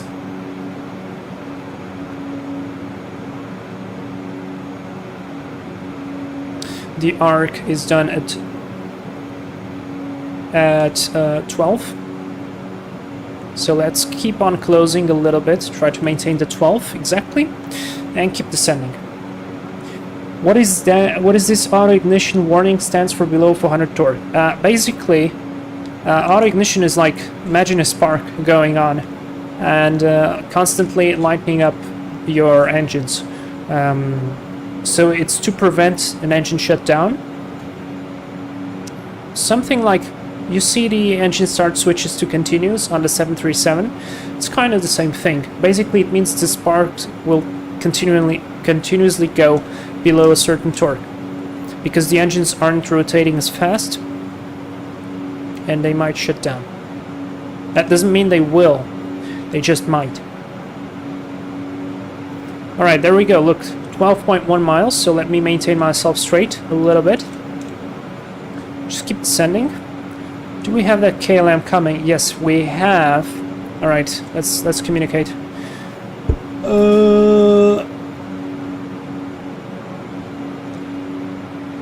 Inverness traffic, Logan 313 is on the 12 miles DME arc for the Islay 05 at Inverness.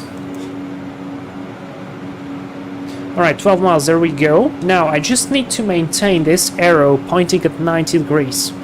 And this way, I'll be constantly on the arc. Just keep descending, and I hope the KLM will actually go first. Yes, it will. Fantastic.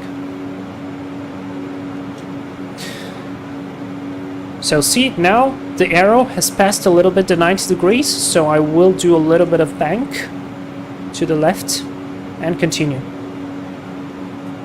Now, just to remember, we need to have this arrow pointing to 241 to get to the turning point, capture the ILS.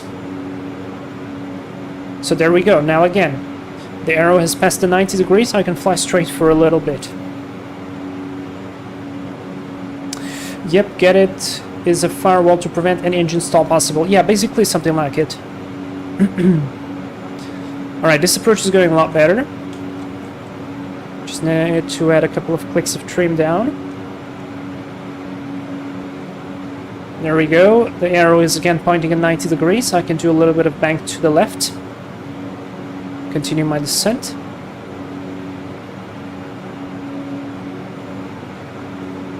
Almost there. I'm very high, actually.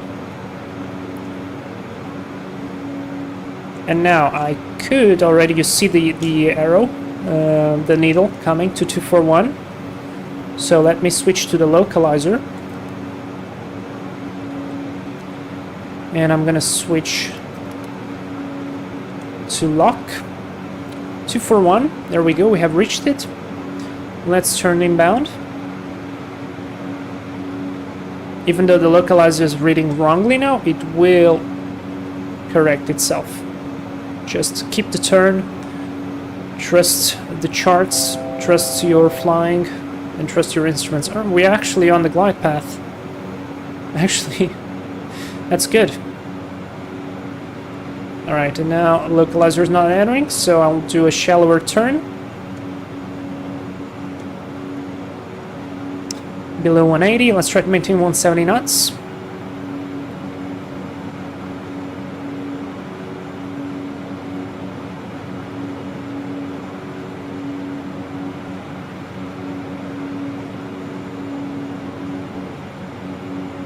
Let's fly straight for a little bit. I guess I tightened the turn a little bit too much.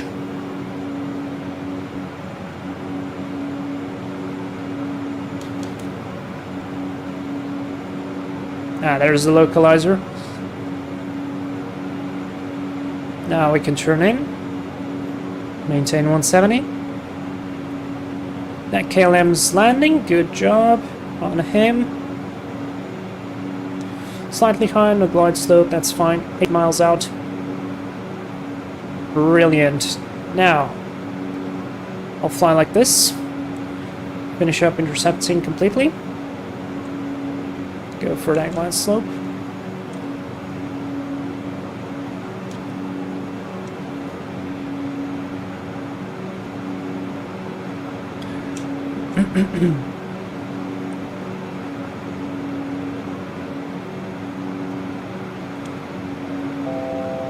Checked. Go around altitude 3,000 feet. That is set.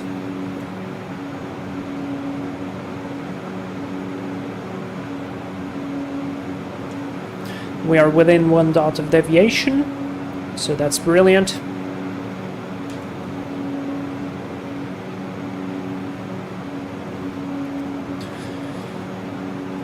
Alright, the KLM has landed. Now I hope he has a place to vacate. No he hasn't. He has to backtrack. Alright, so let's slow down. Gear down. Flaps approach. Lights are on.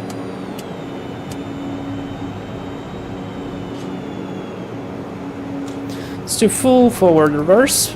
Props, sorry. And flaps approach. A bit left of the localizer, let's correct. 120. Inverness traffic, Logan 313 is 3.5 miles out on the localizer, runway 05, Inverness traffic. Alright, gears down, we've got 3 greens, beautiful. Now let's just add the torque, stabilize your plane. Aim for 110, landing checklist. Before landing, gear down, arm, landing lights on, yacht damper off. And props are full forward, so landing check is complete. Let's correct ourselves for the localizer. I see the plane on the runway, so I hope he's vacating now. I don't know if you guys can see him, but there he goes. Good job on the KLM guy. And we are stable by 1,000. Here we go. Are you shooting the whole approach and final approach with manual control on the aircraft? Oh yes. Since we have entered the arc, actually the entrance on the arc has been manual, so like, I don't know what altitude that was, but yes, that was all on manual. Yeah, thanks for the KLM guy. 500. Beautiful. No rain though. I really wanted to get some rain, but the runway is wet. Okay, compensate that speed.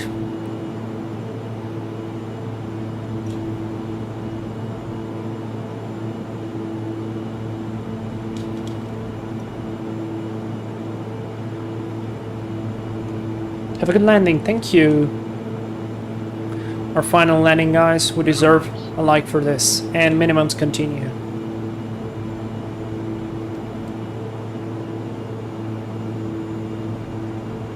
Man, I love this plane. This plane is so good. One of the best planes you can have for X-plane. 50. 10. And that's a touchdown reverse.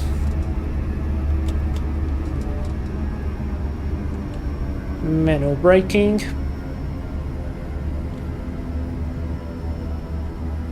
And we're gonna vacate right here.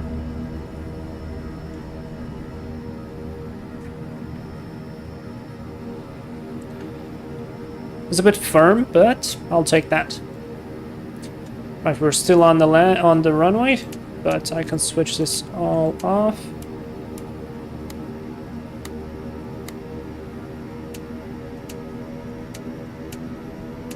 Recognition lights off, the rest is good. Rudder boost and electric trim can go off. Actually, wait, the trim... No, the trim's fine.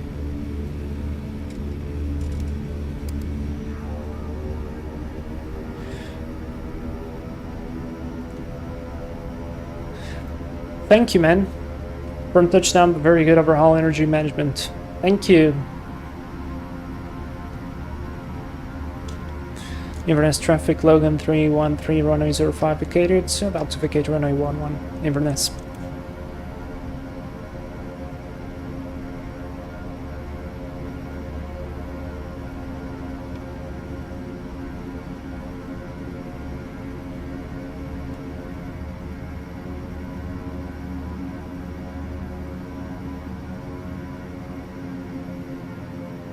It's clear on the left.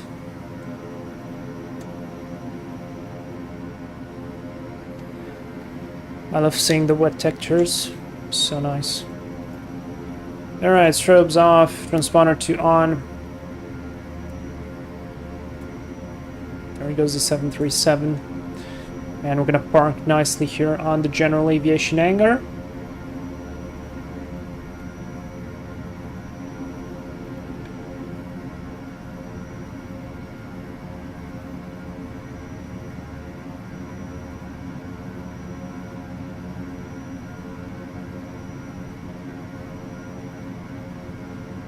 Oh, that guy's actually waving already for me. So let's use him. Taxi light off. We're just not very good at taxiing the King Air.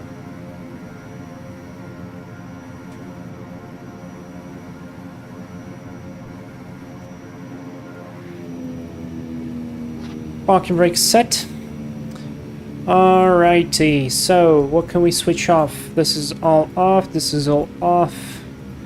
We can switch off the inverter, avionics, master power, this can come off as well, and shut down the engines.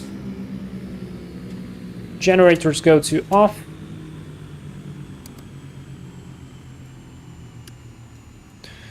$30 and below 30.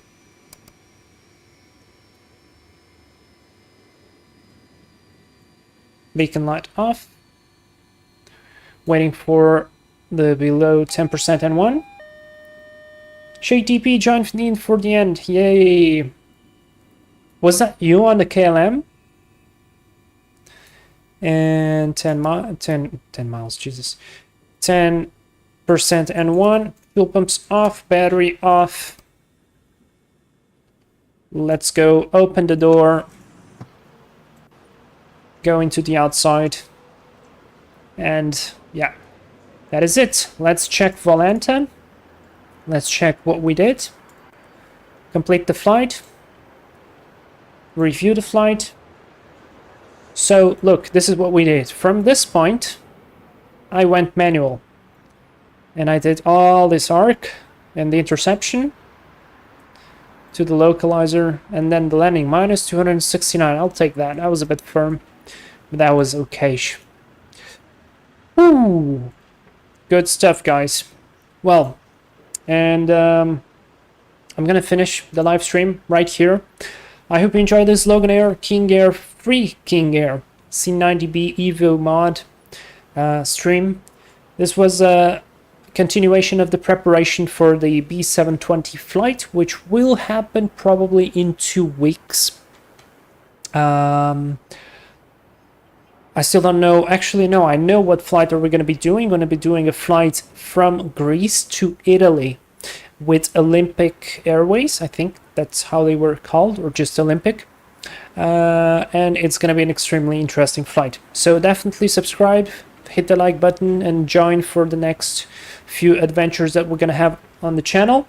I never heard about Volante recommended. Yes, Volante is quite nice plugin. Let me just very quickly show you. Basically, this is a Norbex product, and you create an account. It gives you a small plugin to put in your simulator folder. It actually installs automatically, and then you can have your own fleet being tracked here. So this is all planes that you can track yourself and add pictures. Sometimes they use real life pictures, like this one, for example. You can add your own picture as well, and then you can simply plan a flight, and it tracks all the flights that you did.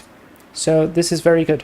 It works for any simulator, X-Plane, Prepare 3D, I think as well, Microsoft Flight Sim, and it's very good. And you can see then all your flights in both 2D and as well 3D, which is very, very cool. And you have landing rates. Sometimes I think you have some sort of challenges and that stuff, but it's cool. You can have friends as well, and you can as well use the map to just see the traffic that's online. For example, the blue ones are the ones that use Volante, the whites one for me are the ones using VATSIM, and as well you can see the layout of the controllers online. So it's very, very nice. Alright guys, thank you very much for watching. The stream was sponsored by Volante. Actually not. But it would be a nice one, a nice addition. So if Volante guys are you watching, I wouldn't mind. But yeah, guys, thank you very much for your support. Hope you enjoyed this little stream on Freeware King Air with Logan Air. Pretty nice approaches, good instrument flying, lovely plane. Definitely consider trying it out. And yes, until next time, see you on the weekend. So bye bye, everybody. Stay